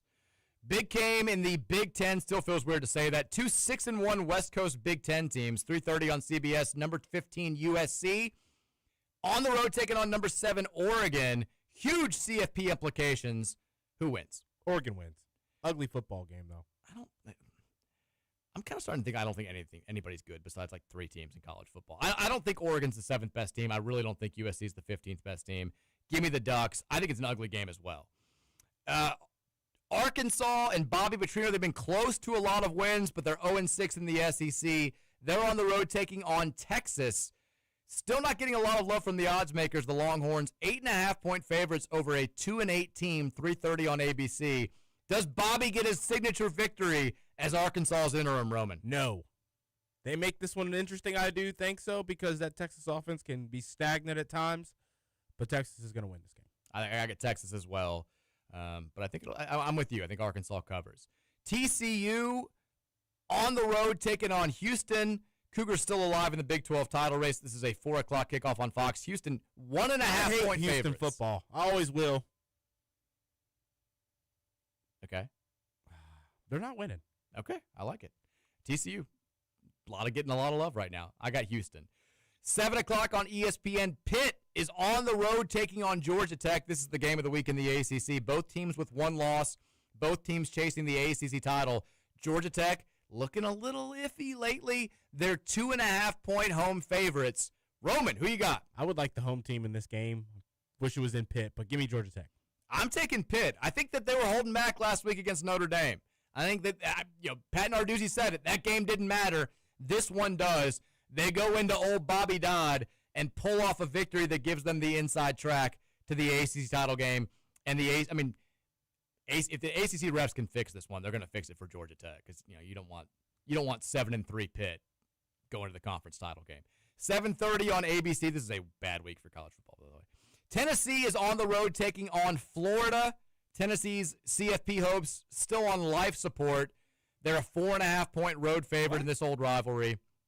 They're still 20th. In Florida? In Florida. Who you got? That's a weird line. Give me Tennessee. I'm taking Tennessee as well. That line should be bigger. Florida, they don't get blown out by anybody. They play everybody close. They're still fighting, I guess. I think also people think that Tennessee's not very good. The big show, tomorrow noon in Dallas. Louisville's on the road taking on SMU. SMU looking to make it back to the ACC title game. Louisville looking to preserve some positivity at the end of its season. Cards are a 2.5-point dog. They may or may not have their quarterback. That may or may not help or hurt them. We don't really know. But, Roman, how does this thing play out? I feel like this is a Braum spot here, Mike, where he typically gets the job done in these weird, interesting games. Granted, Louisville's history and then losing to SMU last year wouldn't necessarily suggest that Louisville's history in Dallas, or in Texas. But I think that he's going to do things differently. He's going to be forced to with a couple of the players that he's got out. I like when you doubt Braum and you don't think he's going to be able to get the job done. He typically has for us, and I think that continues. He wants to continue stacking wins up in an ACC with an ACC season that looks like we were one of the better teams, and he wants to be able to say that. So I do think we win this game. Okay. But if Miller Moss plays the entire game, it's going to be ugly. I'm doubting Braum here.